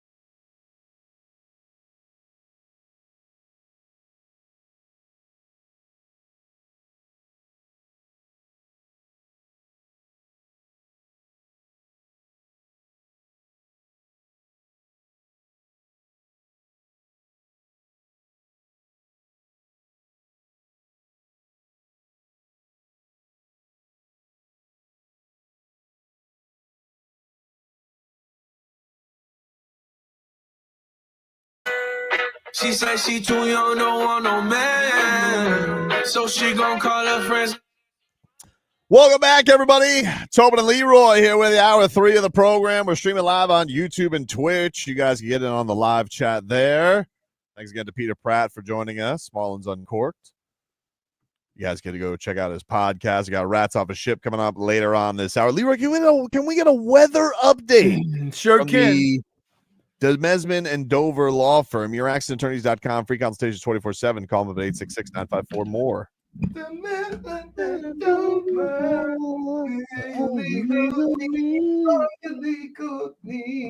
Oh wow, we got a little change in direction. Seems like the winds are coming more out of the west by me. Southwest, perhaps. At about 10 to 15 miles an hour. It is a little overcast, partly cloudy, if you want to call it that. Looks like we have the same chance of rain we had yesterday. Nothing serious, but you might get a shower here and there. And right now, it's saying it's right around 80 degrees. 80 degrees. How do you do, Frog Boy? He did excellent. It is a mixture of cloudy skies with a few showers this afternoon, just like you mentioned. Winds coming out of the south at around 14 miles per hour. It is currently listed at 84 degrees, but be on the lookout because you could potentially be waking up to 50-something degree weather tomorrow. Wow. Not you maybe even the 40s. What? No, Oh, crazy. Yeah, because you up north. Good. Glad I got to the number this week, huh? You're up north. So, by the way, I got physical. I've been getting physical therapy because of my back and my shoulder. Okay. And the young lady folded me up like a pretzel today. And I was like, She's like, no. Well, she said, you're not gonna be able to do it right away. And I'm like, yeah. I say, ma'am, let me tell you something. We could be at that for the next 2 months. I don't think I'm ever gonna be able to do that. Then they say, hey, you ever thought about yoga? Yoga. Oh, so yeah, maybe I'm not. Huh? He's high as a kite, Yogi. It didn't say ayahuasca. He didn't say do ayahuasca then. All yogis are high as a kite. Come on, dude. Yeah. Let's be real about it. They're all on another planet for sure. They all got that look, right? They do. Why else would you agree to do yoga? Hey, boo boo, let's do the crane. Because I mean, the best part about it is it helps you without having to lift weights or whatever. It helps your body, get in its proper, all the stretches, get your body lined up and stuff like that, and strengthen your body without weights. So the theory behind it is great, but I'm a bound up ball of string, and I don't know if my body is ready for that next step of flexibility. Wow. So Jimmy, you got to take off your socks. Oof. Jimmy Butler. I didn't need that. Jimmy Butler was in Dubai. He was doing a tour or something like that for Big Face Coffee. Of course he is, dude. Of course, side quest Jimmy. And he did a stop by on a radio show there. And we got a couple of cuts here for you. Okay. First, we have Jimmy Butler talking about being with the Warriors, which you love so much now. He loves being on the Warriors. Here is Jimmy Butler on now being a Golden State Warrior and how happy he is. How's it feel to be on the West Coast in the States now, obviously, with the move? So how's that feeling? Feels good. I think my pocket's going to feel it from the taxes, but, the taxes were great in Miami. But I'm so happy over there. Organization's top notch. Obviously, I get to play with Steph, so I'm a fan of him just like 99.9% of the world. And, a chance of winning the championship what more can you ask for? And Draymond's on the team. Me and Draymond get along quite well. Yeah. Play a lot of dominoes. Yeah, fun. It feels like. I mean, I feel like he's fun as well. Oh, he's the best. And you don't realize how great he is until you actually get on his team and how smart and how he'll do anything to win. And I respect that the most out of anything. It's all about winning all the time with that dude. And I'm learning. All right, he's learning. Good for him. I wonder how long it took him to learn that 8 points in a quarter ain't gonna win a game. We scored points over here in Golden State. Did you learn that? Are they gonna teach him about? I bet you they don't know about third quarter there. That courtesy of the Chris Fade show. Yes. Which is Virgin Radio in Dubai. He also then was asked by one of the co-hosts about the idea of facing the Miami Heat, which is going to happen in a little over a month. Here is what Jimmy had to say on that upcoming showdown. I wanted to ask a question that I've always been curious about. I'm a basketball fan growing up watching, but one thing always left me curious was when you get traded, you've been bonded with a team, right? And then you go to another team. Then you got to face your old teammates. What is that feeling like? I think it's a great feeling because you know everybody. Just like I know their game, they know my game at the same rate. But it's all love. I've been in the trenches with Miami for the past 6 seasons. And like I tell everybody, the way that they want to beat me and make sure that they beat the Golden State Warriors, I promise you it's just as personal for me as well. But love those guys over there. Great organization. It didn't end the way that everybody hoped that it would end. But that's just part of the business of basketball. I don't have anything bad to say about that organization. Nothing bad to say about Get out of here, dude. Hey. What are we even talking about? -1 for deception. Wow. Yeah, there we go, Leroy. Let him have it. -1. We've been had, hoodwinked, run amok. We didn't fall on Plymouth Rock. Plymouth Rock fell on us. That's right. I mean, he was trying to be cordial, you know. I mean, what are you? Oh, really? Really? Trying to be cordial? Why you guys being so hostile? You guys gotta learn to like let go of these bad vibes all the time. You're gonna be drowned by. You know what he is? He's a saboteur. I'm not a saboteur. No, Jimmy. Jimmy, he's saboteur. Oh, dude. Okay, nothing but love. He pulled. Wait. How can you have love for a team you take a 1-footed 3? Nothing says I don't care, and there's no love like a 1-footed 3. Jimmy Butler reveals Pat Riley's behavior was unhinged. Well, it wasn't from him directly. I mean, it went to a report. It's not like he had a press conference. Anywhere but here. I'll go anywhere but here. Guess what? And you know who started the fireworks? Oh, Mr. 4th of July right there. Tobin. No, dude, that's not fair. Tobin did this. I didn't Jimmy Pat. Oh, Pat. Punting. Pat. Pat.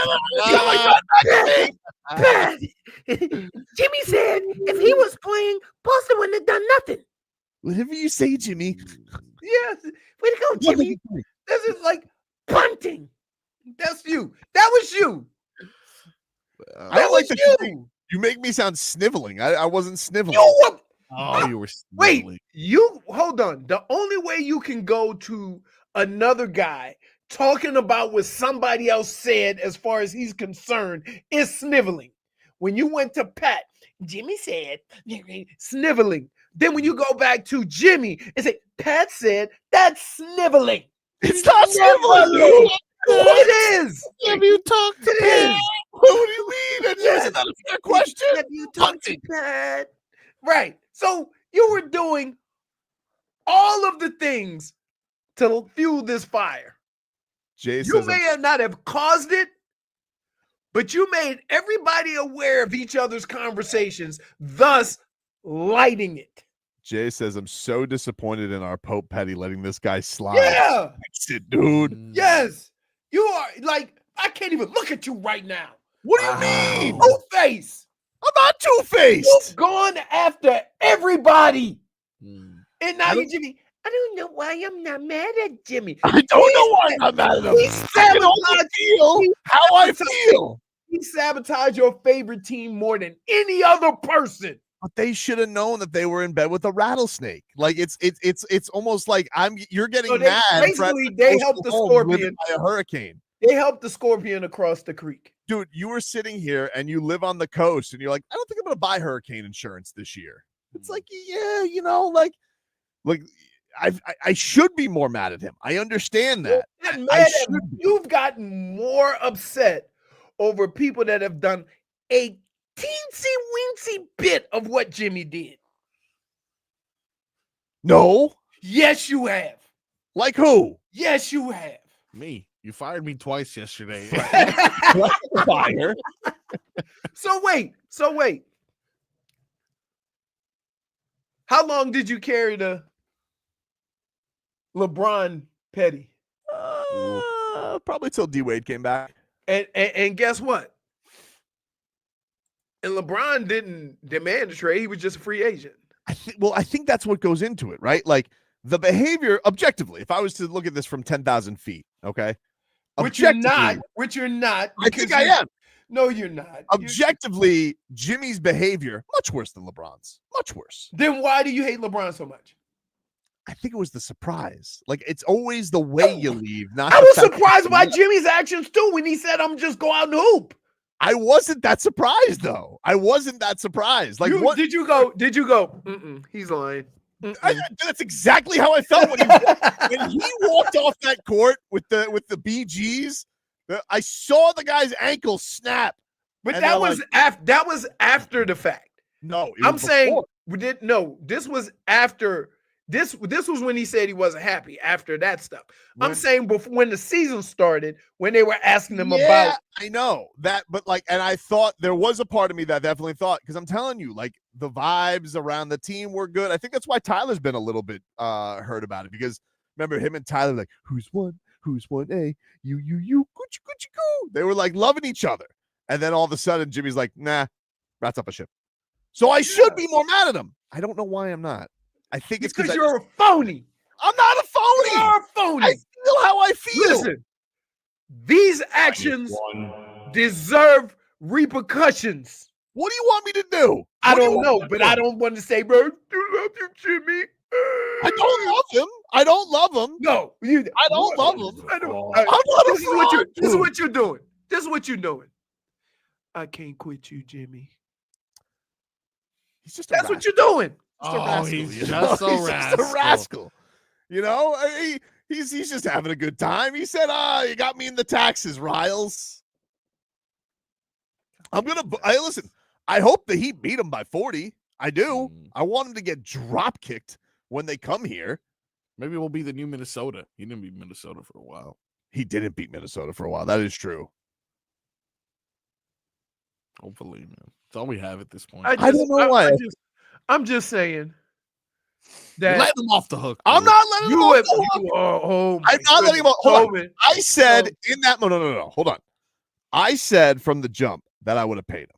They didn't. Okay. When he pulled his antics, I said from jump, you can't bring him back. Okay. Then they brought him back, which was ridiculous. And then, crazy, Jimmy tanked again. And then finally they came to their senses and like, we can't bring him back. I didn't like what he did to his teammates. I thought it was rotten. You do that to Bam?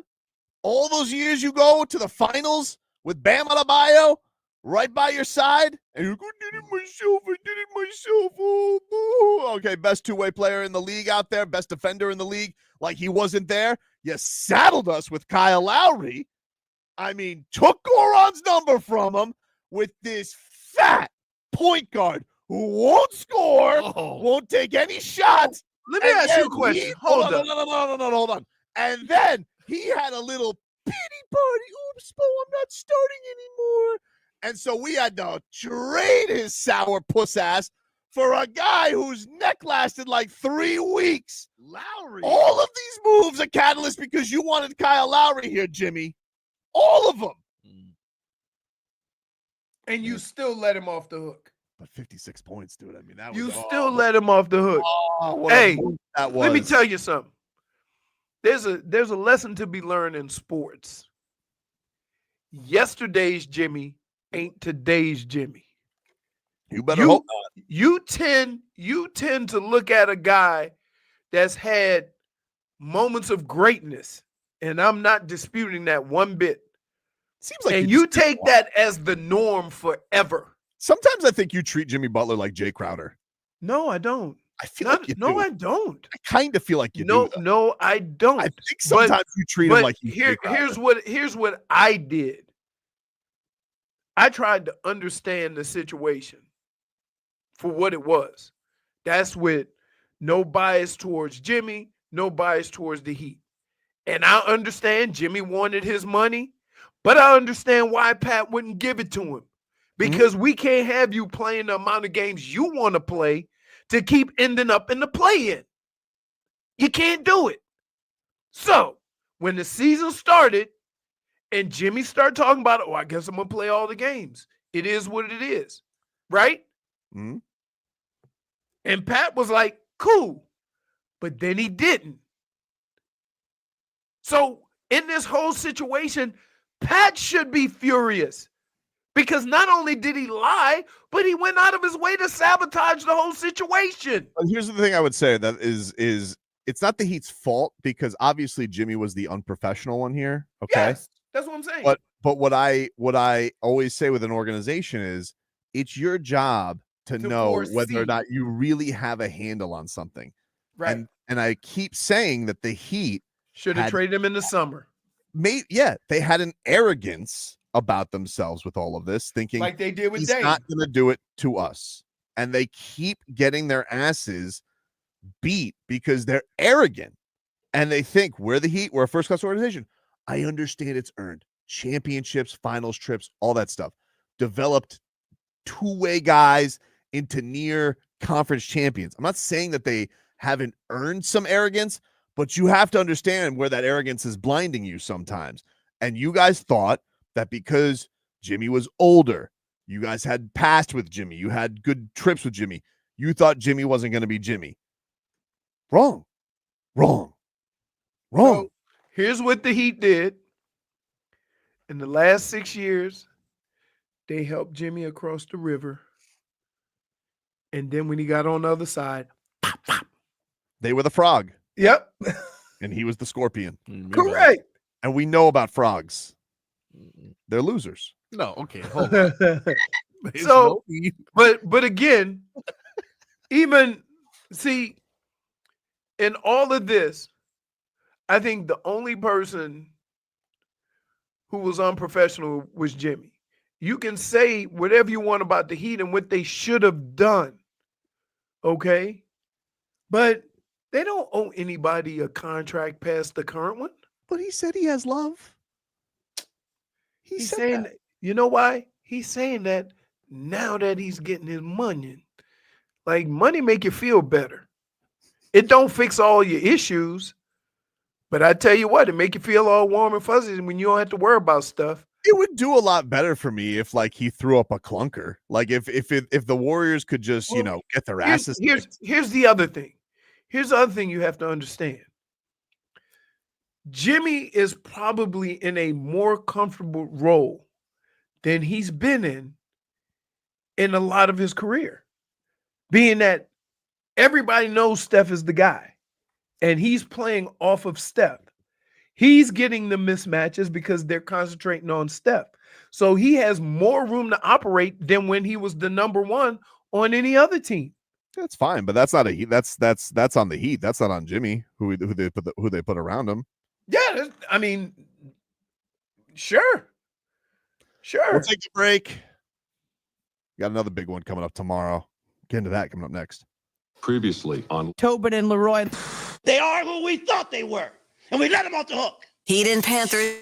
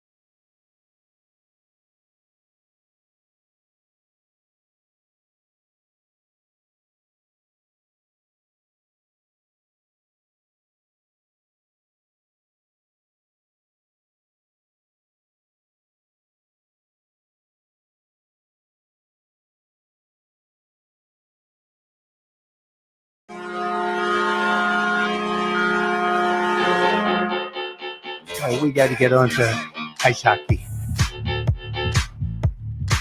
Oh, man. Welcome back, everybody. Time for a little cat talk. Brought to you by Hollywood Kia. At Hollywood Kia, the #1 Kia dealer in South Florida, and all of Florida, not just South Florida, all of Florida, get the star treatment. We want to see you in a Hollywood Kia. Visit them online at hollywoodkia.com. As tomorrow, 4 nations become 2. Yeah. And if Canada loses, Yeah. they're the 51st state. And them's the rules. Well, I think that's what started all of this in the first place, is why things have gotten so testy. Because we got to talk a little ice hockey. Still only 50 states, huh? Still only 50 states, dude. Only 50 states. But tomorrow, this one is for the hockey world. The hockey world will be watching. What a perfect thing, man. This NHL. I mean, they've gotten. They did it. They They hit nailed lightning in a bottle. Lightning in a bottle, dude. And it is fun. Why doesn't basketball do this? I don't know. Like maybe U.S. versus Europe, or break it up in 4 teams. I definitely don't think you could do it every year. Because they did just have the Olympics. We kind of just did this, but I do think that basketball has gotten so international that they definitely could do an element of this. But I think also, you know, like I'm honestly like so impressed how the Americans are playing. They're lighting these teams up, and I'm like, man, pretty impressive. You mean the Florida Panthers?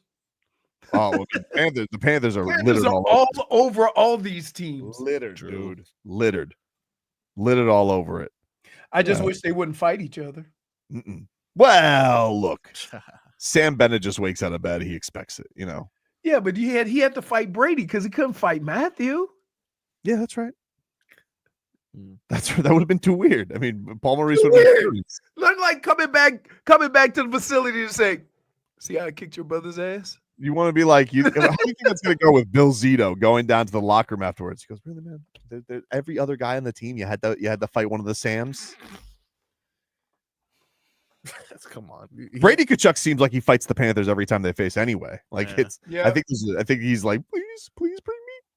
Business is You know that Brady Tkachuk's looking at the Panthers, right? And you know he's like tapping on the window. He's like, please get me out of Canada. Like, how many times do you think that his brother's FaceTiming him from the ocean?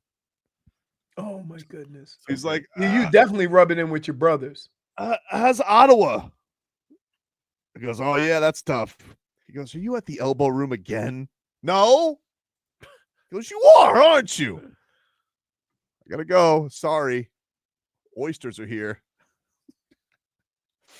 Like, what is the thing that in Ottawa that could make Matthew Tkachuk jealous? Maybe only when it's just a gazillion degrees down here. Best thing about Ottawa is, what is the best thing in Ottawa? What does Brady Tkachuk have on Matthew Tkachuk that he can throw his way? Isn't Ottawa is west, right? I'm very bad at my Canada. I Above know Seattle. I know Toronto's no, that's east. Vancouver. Toronto's east. Vancouver. Vancouver's all the way west, right? Yes. Yeah. I'm guessing Ottawa is above Minnesota. Let us find out where Ottawa is. As of right now, the best thing they got, the top 10 things to do in Ottawa. This is not Ketchup chips. Parliament Hill. What the hell's that? It's like equivalent to going to like the DC monument, I'm assuming. Like something political. If that's the best thing to do in your spot, like do this political thing. I'm not into going to monuments. Like, who cares? Ottawa is north of us, you idiot. A lot north. You said north of us? Yeah. Everything is north of us. Waddleberry Waddle says Bill Zito needs to use this time to tamper. I don't feel like he has to tamper with Brady. I don't think he has to tamper. If there was a means of getting Brady Tkachuk on the Panthers, which is going to be very hard, if there was a means to get him, I'm pretty sure he'd be sold on coming down here. Something tells me that wouldn't be too hard to sell. It's just like, what are you gonna do? You gonna trade Barkov for him? Never gonna happen. So, and they even talked about it. They're like, we probably know it's never gonna happen. Oh, gross. Ottawa's right above like Buffalo area. Oh, so right above they're New like York. Bills fans. Yeah, they're right above New York, Vermont. Like, So Brady's sitting there. He's like, I'm watching Josh Allen. He goes, oh, yeah, that's tough. Tough. You know, he goes, are you on a flume in the ocean right now? Yeah, it's Tuesday. It's Tuesday. It's Tuesday, dude. Anyway, I got to take my golf cart to practice. So great. They all ride their golf carts to practice. They've had some different kind of swag. There's wearing robes. But do you understand why this makes like to be honest with Who's you, like gonna this is tell the them thing. they can't? This is the thing that makes Canada furious right now. Like when they're not only going to lose this game tomorrow night, right? Which is nation versus nation, but this is what makes them insane, where all of the good teams are like these vacation spots in America. It's not even the Bostons or the New Yorks anymore. It's like, because at least they also have to be cold and miserable. No original sixes. It's like it's Florida, Tampa, Vegas. And they're like, this is. Do you know how incensed a Canadian hockey fan has to be watching this? And Kachuk was like basically telling me, he goes, I'm sick of being in Calgary. I don't want to be here anymore. I want to be by the ocean, and I want to be with the Florida Panthers.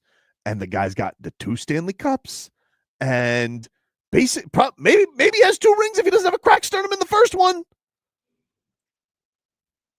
Yeah, it's hard. Like it's hard. Like, is hockey the only sport where you can say, because most of the other things are 1-game samples, or you lose losing Tyler Herro in the finals when he's been cooking, right?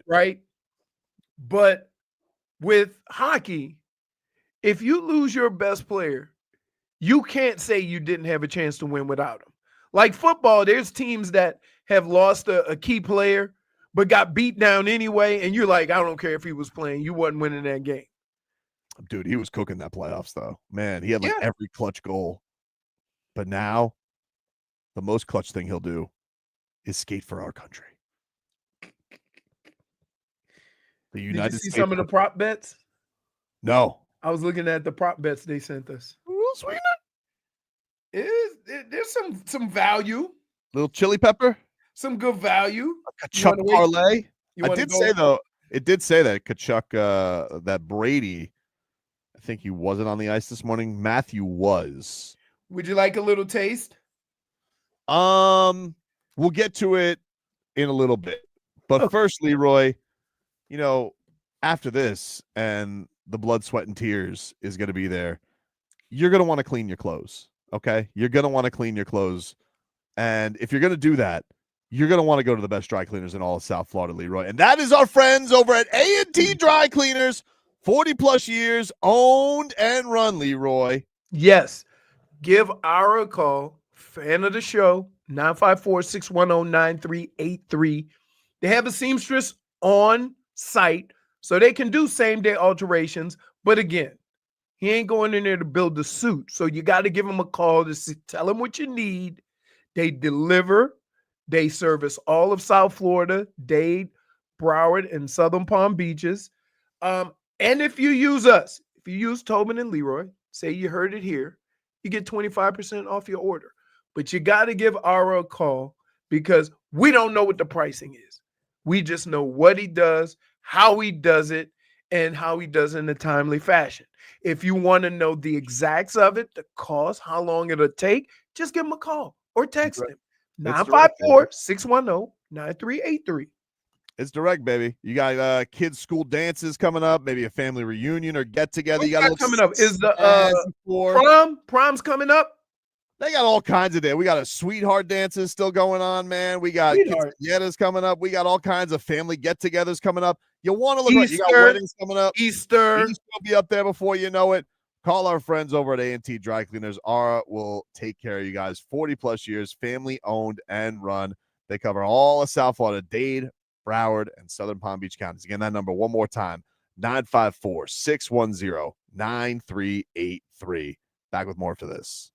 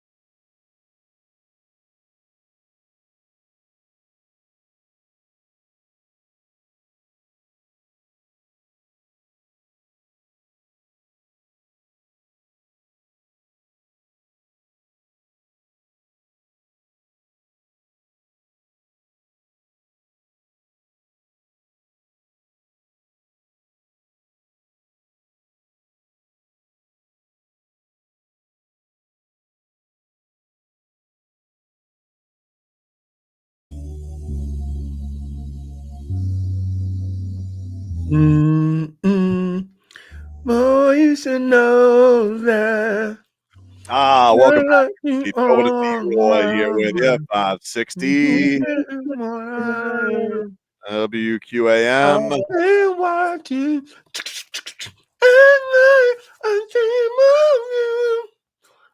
You know what really makes it for me, Leroy, is you chewing between all the humming. Yeah, it really it's was the crunching for me. Oh, I thought it was the sandwich. The crunching does not get in the way of that falsetto, though. I disagree. I disagree. I think there was some falsetto speed bumps. Judge, I'm having a good time. There was a good song, and I was enjoying it. The food or the song? Both. Both. What are you Double eating? dip, baby. The Renaissance Festival is back in South Florida. WQM has your chance to win tickets. Travel back in time to the 16th century. More than 100 artisans selling their crafts and 100 performers for your chance to win. Go to WQM.com. Go to the contest page and register. Hello, Jennifer. Hello. Hello. Jennifer. Let us get to Rats All for Let's boy. start with number one. Tobin's love for Jimmy Butler, even though he stabbed us in the back.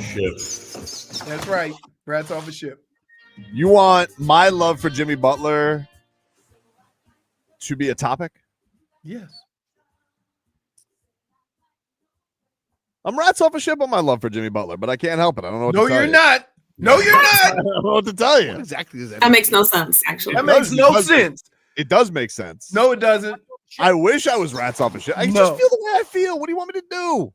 I'm rats off a ship. You're a phony. You have gone after guys for far less than what Jimmy did. You're a fraud. Rats off a ship. Rats off a ship. You're lashing out today, dude. That was a great number one, Leroy. Don't be mad at me because you're a phony. I'm not a phony. Really? You have gone after players and people that's far just 'cause less than what Jimmy did. You're in the bag for LeBron. I was hard on LeBron for leaving. Big deal. It was 10 years ago. He was a free agent. He was a free agent. It's the only example that you have. Jimmy sabotaged the whole organization. Sabotaged the Pels game. No bigs, dude. LeBron sabotaged the finals. Luis said, "You love who you love." You love who you love. Okay, Montoya. I don't know her name. Jimmy, por favor. Hey, meanwhile, the way she was acting, she's still hooking up with everybody on the damn island. But he is too. They just keep having sex with other people in front of each other. What's going on? But now it's become, it's they're a lot more callous now. Yeah. All right. So Marcos, where are you on my love for Jimmy Butler? Your love for Jimmy Butler. I guess I'm rats off a ship, I think. Not sure. Rats off a ship. Yeah, because you know what? I don't like you still loving him. I don't love him. Also, you fired him twice yesterday. I just am not mad at him. It's like I don't understand that with all of the stuff that has happened here, you are the only one that has said, I don't know why I'm not mad at him. Why can't I be mad that's at not love. That's just not anger. No, that's love. It's not love. Really? That's love. That's love. Jennifer, where are your rats? Do you love him still because he loves your eyes?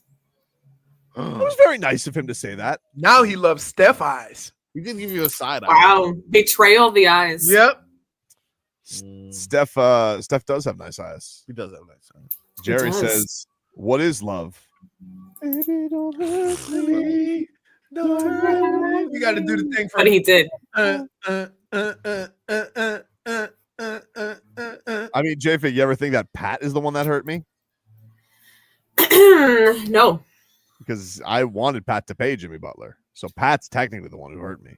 Plus, he didn't get me Dame. Technically, you made Pat mad at Jimmy. No. See, that's the thing is Pat Riley gets to use me as his meat shield, but he felt how he felt. That's very disturbing. If he wants to use me as a meat shield because you made me feel that mad means at you, blocking a nuclear weapon. you felt Wow. Do you guys see there's an asteroid heading for Earth? It's in about. It's like 6. No, it's more than 6 years from now. It's like How many years?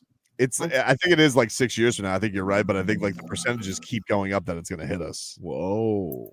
Well, didn't they say it was like around the equator, around South America or Africa, something like that? Can we change it and like send it to Boston? I just said let's move America. Just divert it. It hits the TD Garden. Exactly. After tomorrow, of course. Yes, of course. After tomorrow. 6 years from now. Isn't it like 100 million miles away? Close call. It is a close call. Apparently, it's the size of the Statue of Liberty. Wait, it's not like the brotherly shove from the one. I feel like a Statue of Liberty size asteroid. I feel like we could take that out with a couple of shotguns. Not moving at like a zillion miles an hour. I feel like we can get it, dude. I'm not worried about it. Okay. Why do you So feel like apparently, you it's just late. put It's something too late to stop it. It's You too know how late. fast that thing's gonna Yeah, be they said it complete? was too late to stop it already. That's ridiculous. You know what? Bruce Willis got it done in an hour and a half. What do you mean? Yeah, let's base this off a movie. Wait, but they didn't survive. Well, he didn't survive, but we survived. Cleaners, get your shotgun. There goes a meteor. That's that confounded Why asteroid. don't they send something up there and shoot it? That's what I'm saying. He said it. I mean, people are saying it's too late. It's too late. You can't do It's 100 million miles away. Sounds lazy to me. I don't know. I'm just relying on information that I heard myself. Yeah. What about Space Force I'm telling you, this administration or is gonna be SpaceX? like, Isn't that what SpaceX is supposed to do? exactly. We're gonna go up there and we'll blow it up. You know that's Wow. exactly what's gonna happen. Hey, What? hey, Sal, what are we doing, dude?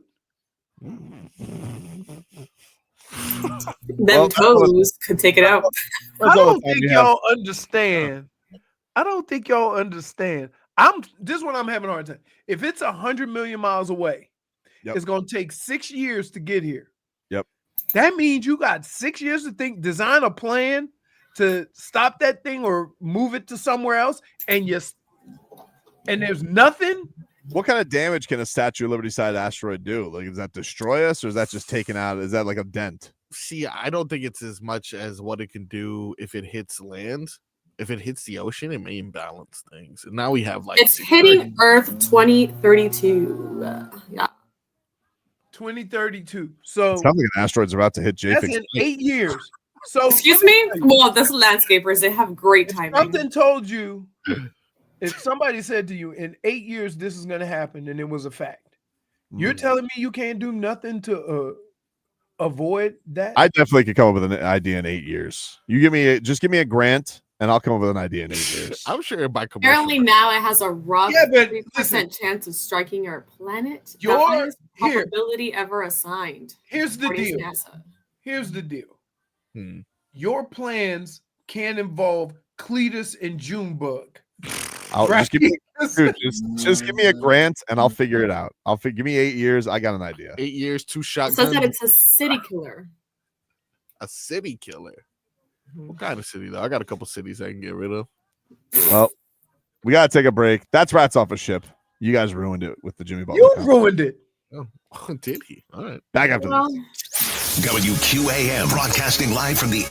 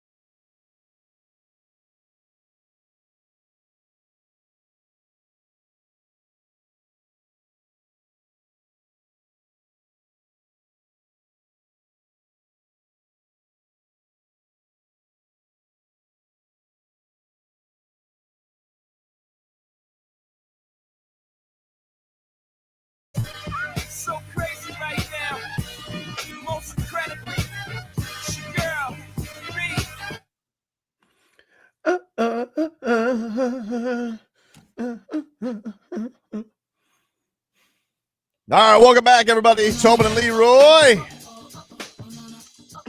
Take you guys up until 2. We're on the program.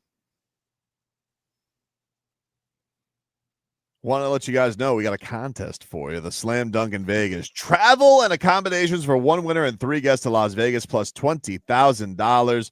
It's easy to enter. All you got to do is log in or register for an account on the Odyssey app. You listen to WQM or any participating station. Listen each day for a minimum of 1 hour for your entry, and you can do it every day. The Slam Dunk in Vegas for your chance to win. Just listen to WQM on the free Odyssey app. Travel dates are March 17th to the 22nd, 2025. And when in Las Vegas, stay at the Circa Resort and Casino, Las Vegas's premium sports viewing destination, and visit the biggest March Hoops party at Stadium Swim. This is a national contest. Get to our headlines, which are brought to you by Doral Hyundai. At Doral Hyundai, choose from over 1,300 new Hyundai miles in inventory of the Tucson, Sonata, and Palisade. Remember, when it comes to Hyundai, the great deals are at Doral Hyundai. Our guy David Dwork, boots on the ground in Boston. Okay. He is saying that Brady Tkachuk, according to Coach Sullivan, is going to play. He was sick today. That is why he missed practice. Matthew Tkachuk was out there. An update on Quinn Hughes, captain of the Vancouver Canucks, who was going to come in as a replacement for Charlie McAvoy. Not currently on his way to Boston. They're working on that. But that is it's a haul that would have to get there. And then I think it's only like an injury replacement or whatnot. So that's that. Matthew Tkachuk told everybody, quote, he's ready to go. And Brady Tkachuk, then there was also a little bit of banter back and forth. What it said from Brandon Hagel when asked about the need to initiate physical stuff against a banged up Team USA, quote, I think we're out there playing for the flag, not the cameras. That's part of Canada. Is that we have in there. We don't need to initiate anything. We don't have any group chats going on. We're out there playing our game, giving everything to do we can for our country. We don't need to initiate everything. We just need to go out there and play as hard as we can and for the flag on that chest. Matthew Tkachuk responded to this with a smile and said, quote, maybe their team doesn't like each other very much. That's great. This guy is amazing. He's a menace, dude. He's just like, oh, no group chats, eh? Really? Trouble in paradise. What do you guys hate each other? Sounds like I like Reinhardt more than you do. He's such a menace, dude. He's a weasel. He can't help it either. Nope. Right? Nope. Cannot help it. Other headlines that we got to get to tonight, NBA back in action. Lakers hosting the Hornets. This is a rescheduled game from January. Remember, we had all the fires and whatnot in LA. Could that be why he didn't play in the All-Star game? LeBron? Getting ready for real basketball? I don't know. Okay. I don't know. He is questionable. So we'll find out if he plays tonight. All right. If he doesn't play, then yeah, maybe it seems more legit than it was. I don't know. I mean, but to sit here and question it before we know is kind of crazy. That's I don't know. People, I don't think it's like people were questioning. I think here's the thing, Leroy. I don't think people were mad at LeBron for the fact that you're injured. Like if you're injured, you're injured. But like the fact that this just popped up and you couldn't have said anything to get somebody a roster spot. Right. I think is what people were annoyed with him. But I got you. That's what it is for that. Udonis Haslem, he was doing work on ESPN yesterday, and he said that Kevin Durant, he's gone in the summer.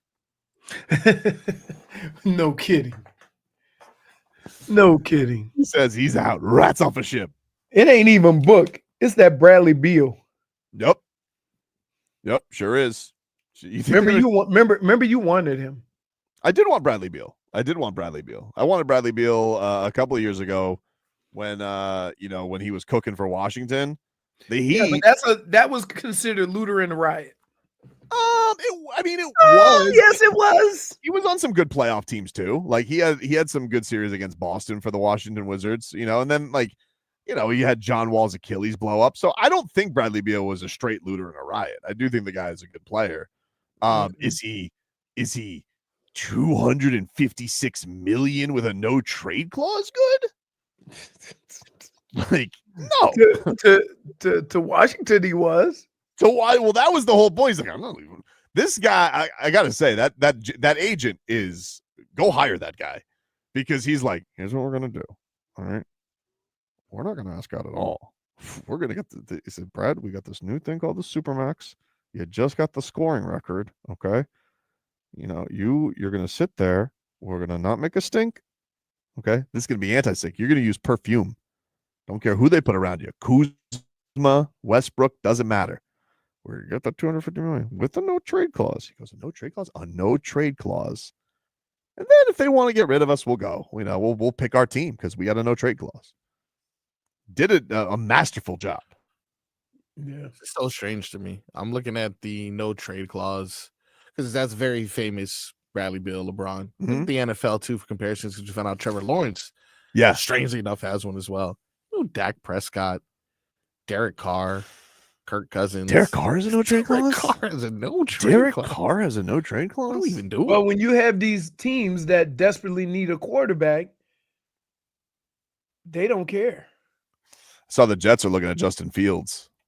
That's good. I can Is see it. Yeah, good for a Dolphins fan. I could see it. Like, I mean, it would be kind of like an in-between. You know what I mean? You can get Justin Fields, hope for the best, while at the same time, you know, if it doesn't work out, you got some room. You haven't given a guy a big giant contract. And speaking of New York football, Floyd Mayweather is reportedly interested in buying a piece of the New York Giants. Wow. He is him and his partners are trying to raise about $700 million for a 10% stake in the Giants, according to TMZ. Or a 10% stake. So that means that team's worth $7 billion. Why not go buy a hockey team? Not flashy enough. Why not go buy a hockey team though? If you're like, would you really like? You want to? I get it. I don't understand the Giants though. Like, why not get on the ground floor of anything Vegas related? Isn't he like? He is. Well, I don't know. Maybe they're not for sale. Yeah, I don't know. Basketball. Well, Tom Brady has that piece. Isn't Tom Brady that Or minority? something in basketball. Yeah, I figure. He's always in games. I don't know. I don't feel. I mean, that's random as hell. Anyway, take a break. 15 minutes of heat. Potential Orca speaks on his situation. That's next.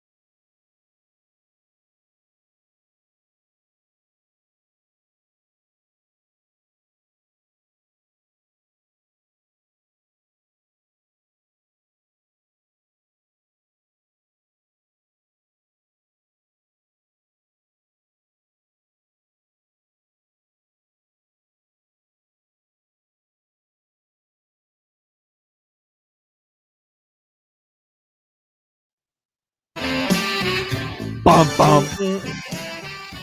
15 minutes of heat here for you on 560 WQAM.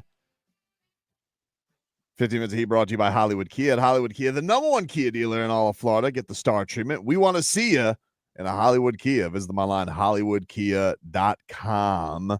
Heat back in action on Friday against the Toronto Raptors. I will be filling in on pregame that day. So will hear me on preheat. 7:30 start, Marcos? Is that a 7:30, 8:30? You should probably know when I'm going to go on the air. You should. I mean, you're the one. You probably know when I'm going to go on the air. And sometimes I just say numbers because you come to me with questions. But 7:30, 7:30, 6:15 preheat. I will get you going. of Myself, course. Tommy Tig, and Jason Jackson calling it from the 6. What is that thing that Drake calls it? Is that what it is? The 6? It is the 6, my friend. The 6, and he's the dude. 6 god. That's what he calls himself. That's what he calls himself? 6. No wonder he lost. You know, you're aggressive. I tell you, one guy is that Jacoperto playing again. Oh, jeez. Hopefully not. He is annoying. He is annoying when he play Jacoperto. Oh my goodness. I mean, He is is there a- anybody who gets intangible more than the Heat? Anybody get intangible more than the Heat? I don't know. Hard to say.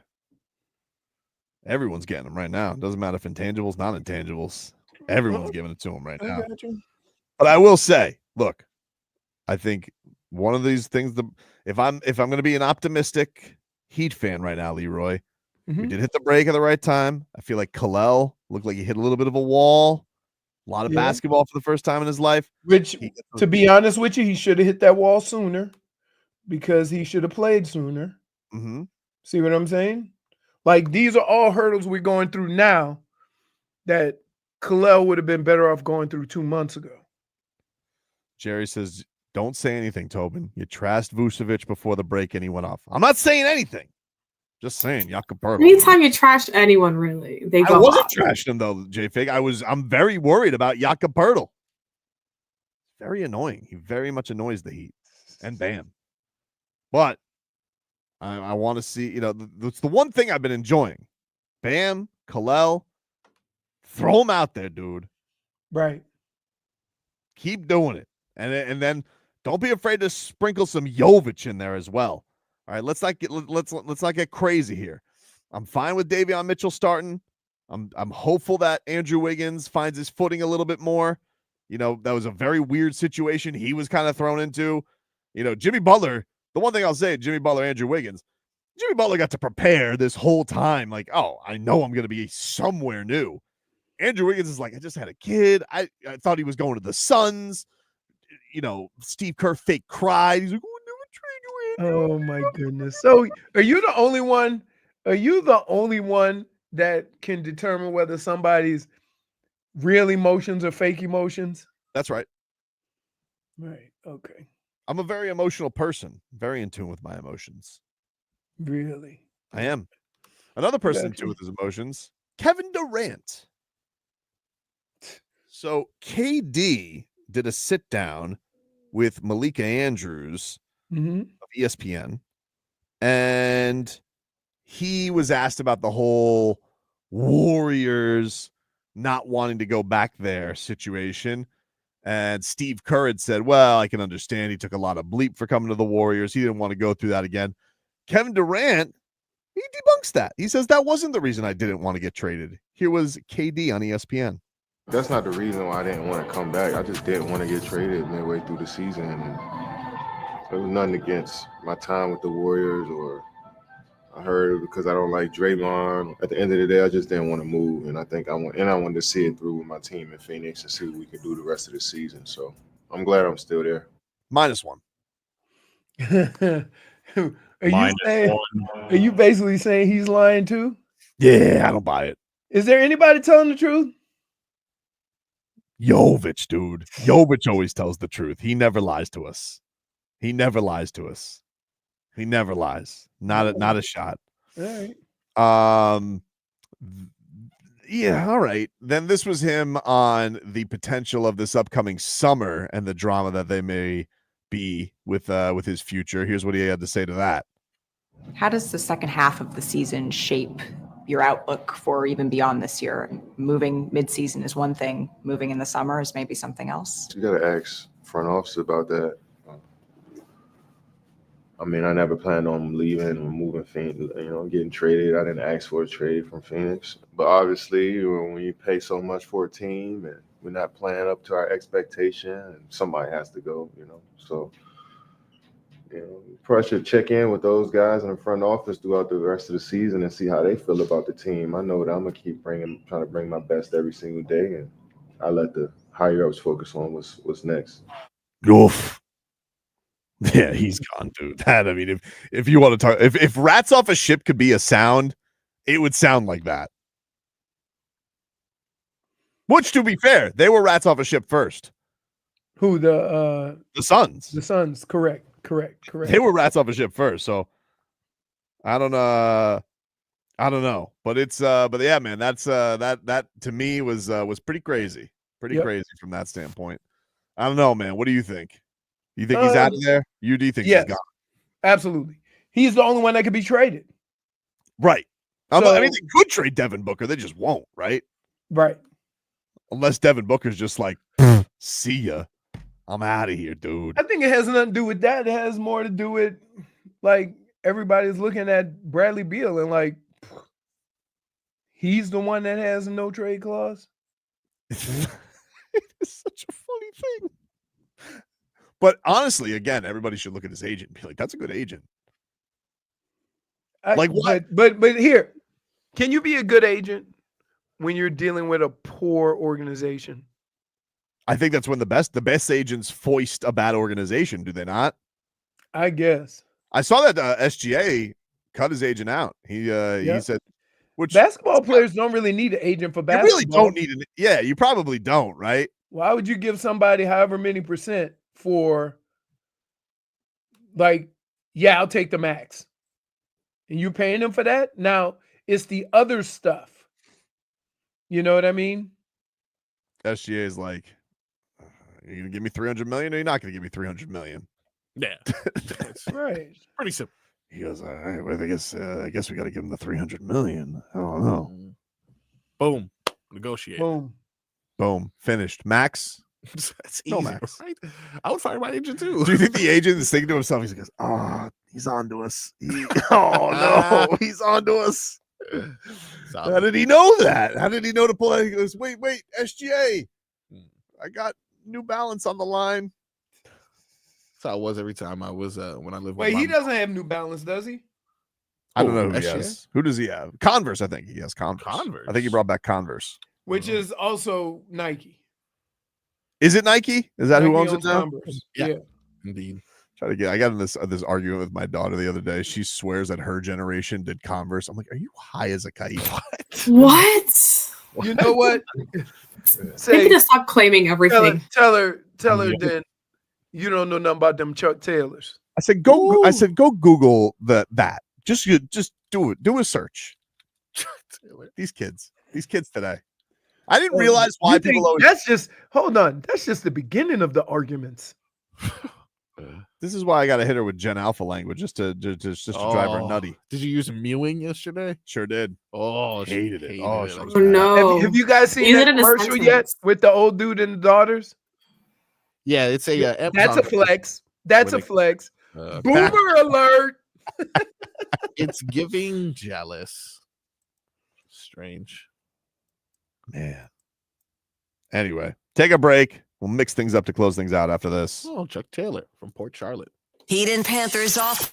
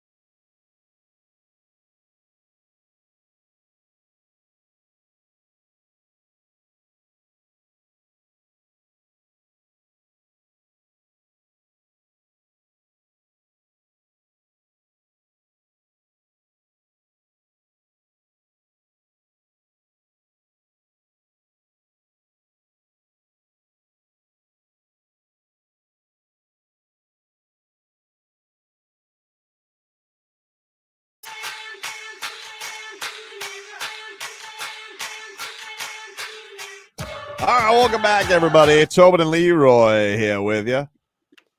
560. Very good, Leroy. That's the word. This is from the Sound Machine. The Sound Machine. What is that? Is that the name of the album? Is that like a Pitch song? Perfect.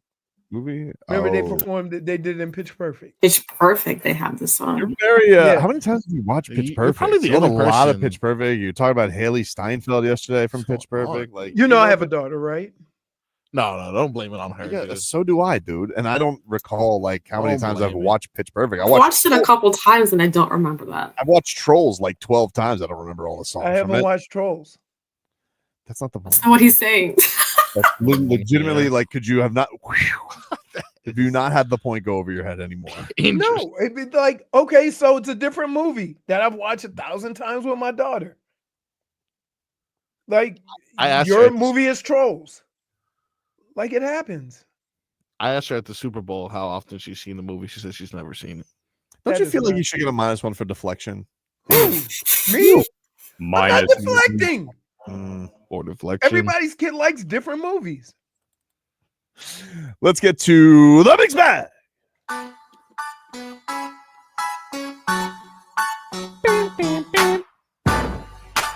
The mixed bag is brought to you by Frog Boys Jashism jersey.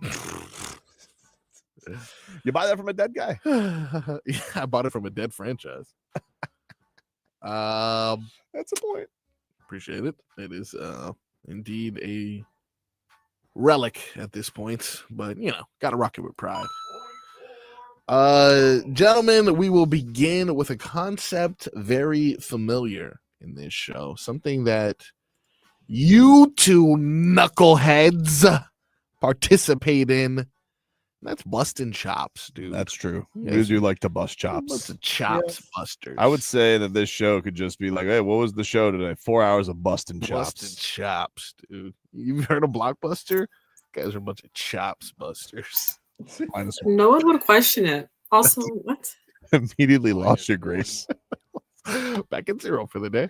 I say that to bring up the next most tumultuous relationship known to man, and that is, of course, between Cam Ward and Shedeur Sanders. I'm not sure these guys are actually friends, if I'm being honest, but then a part of me makes me feel like they are the closest of friends. And I say that because of their competitive spirit. And in this video here, it is on display as Cam Ward accuses Shedeur Sanders of boosting his stats by constantly dumping the ball off. Everyone's favorite QB duo right here. Consistency, that's where you at. 5 with a hit. So after they gave you left. They gave you a completion percentage award, and all you did was throw check downs and bubble screens. That's actually crazy. If I did that, my completion percentage would be 90. I throw the ball downfield, you don't. You ran the ball. You had a run game. You had a run game. You had a run game. By the way, they are friends. No, of course. That's the way you go at your friend. This is the only conference. I'm honestly going to miss when they both get drafted because they're not going to be together. What if they play against one another? Oh, there'd be a lot of that in the pregame. I don't know, man. But you don't see, if you don't like somebody, you don't go at him like that. No, for sure. It Right? definitely is. That's only somebody you like. That's love. No, Like that's people weird. I don't like, I don't talk to. Right.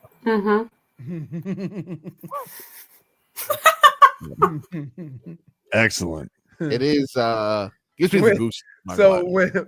when my daughter says, so and so asked me why you don't never say hi to him, then she goes, never mind.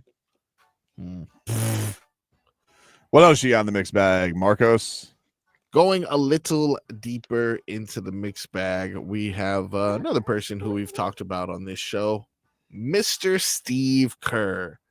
Apparently, Tobin's biggest fan of Steve Kerr all of a sudden. He was very nice about Bam Adebayo. on Get the- out of here, dude. He was. Who cares if he was nice He about was nice about it. I liked his words. Stupid. I mean, a bit of a phony when it came to Andrew Wiggins. Oh my Not goodness. as much as Jimmy's free throws. Okay. Well, here we have Mr. Kerr himself being honest about his situation, saying that he was lucky to be in Steph Curry's life. A little potty mouth, too. Oh my God, I'm so lucky to be a part of your life. Holy, you are amazing, Coach. Finest human being I've ever met in my life, and I mean that in every way. Listen, he set up with Andrew Wiggins too. Oh, okay. Watch out. He is lucky. I mean, well, it's not like just luck because wasn't he offered the Knicks job too? Hey, took the right one. But you got to admit, though, he is one of the luckiest people of all time. I mean, one could say Michael Jordan, Tim Duncan, and Greg Popovich, and on, Steph Curry. Like, come on. He knows how to pick them. Knows how to pick them, dude. That's interesting, indeed. You got to imagine Klay Thompson's like, what about me? What about me? Get out of here. I'll tell you what. I've been watching a little NBA Today or whatever. They say when Dallas gets healthy, they're gonna be really good. When they get healthy. Who said that? On NBA Today. I mean, yeah, they will when they get healthy, but I don't know when they're gonna get healthy. 4 bigs hurt, and Anthony Davis is 6'8". Yeah, that's the theory. But the whole point is that they got rid of what they claimed was they got rid of Luka Doncic because they were scared of his durability. Yeah, and wait, at least Luka was playing. I don't know how that guy's going to need a championship ASAP if he's not going to get fired. You know, it's crazy to me.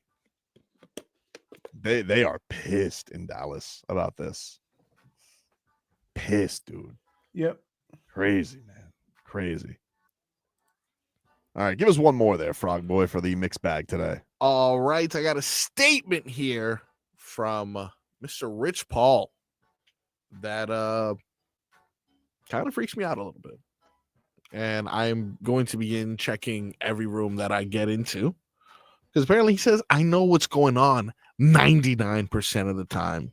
That's what old Rich Paul says. 99.9% of the time, I'm going to know what's going on.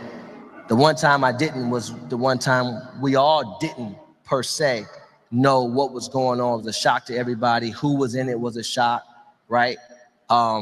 I always knew the affinity that was had for AD from Nico's perspective. So the destination wasn't really a shock. The timing of it was a shock, and obviously who was involved was a shock.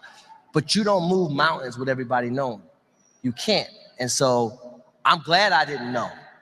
And I'm glad that whoever else didn't know, because it probably wouldn't have happened if you did know. So he admits to not knowing about the Luka AD trade. I don't think nobody knew, man. Like you everybody said LeBron knew, and so Luka was damn near in tears. I don't know, man. Like, yeah, it's kind of crazy because it's one of those things where, like, I know normally everyone's got to know the conspiracies, but it just felt like the sports world was so shocked. Right. I can believe if nobody knew, or as few people knew as possible, because then, like, it goes back and say, well, they started talking about it on such and such a date. It's like, yeah, but you got to keep that under wraps, because as soon as that does leak, I think that blows up the deal. Like, if you have to have as few people as possible, because look how people freaked out.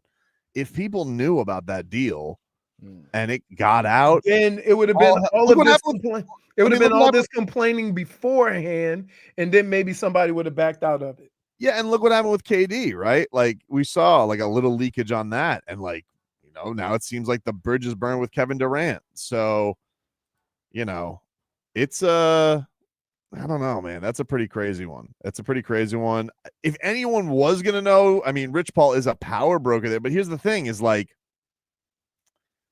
there's not many guys that Rich Paul's guys could get traded for. Right. That the other guy coming back is going to be obviously like the A side of it. You know, most trades, Anthony Davis in the league is the A side. So you're going to be like, hey, we're thinking about moving your guy. If like the response is, oh, we get you what Luka Doncic came back to go play with LeBron, it's like, yeah, can you really complain about that if you're Rich Paul, because your other client's going to get Luka Doncic, you know? Yeah, that is crazy. But I guess is he saying there, like, if he did know about it, it wouldn't happen. So I guess he's saying he would have freaked out and been pissed. I don't know. Because then if he did find out, he probably has to go with LeBron, and then LeBron's going to be like, excuse me? We get who? Hard to You say. think LeBron, I think LeBron is one of those guys that believes in bigs. Because, he had, the Chris Bosh, and, he has some size. You think he would have had a problem if they told him what he felt about this? No, because it's Luka. Okay. Like there's rarefied cases there, right? Like there's certain guys where you're just like, oh, okay, then we'll do it because it's Luka. It's Luka. Yes. Before we get out of here, Jason Aldean is bringing his full throttle tour to the I Think Financial Amphitheater in October with special guests Nate Smith, Raylan, and DJ Silver. If you guys want to go to that, caller 5 to 305-567-0560. Caller 5 to 305-567-0560 will win a pair of tickets to see Jason Aldean and his full throttle tour. Caller 5 to 305-567-0560. This is a Live Nation tour. We will talk to you rascals tomorrow. Kick the sharpest of rocks, you bum!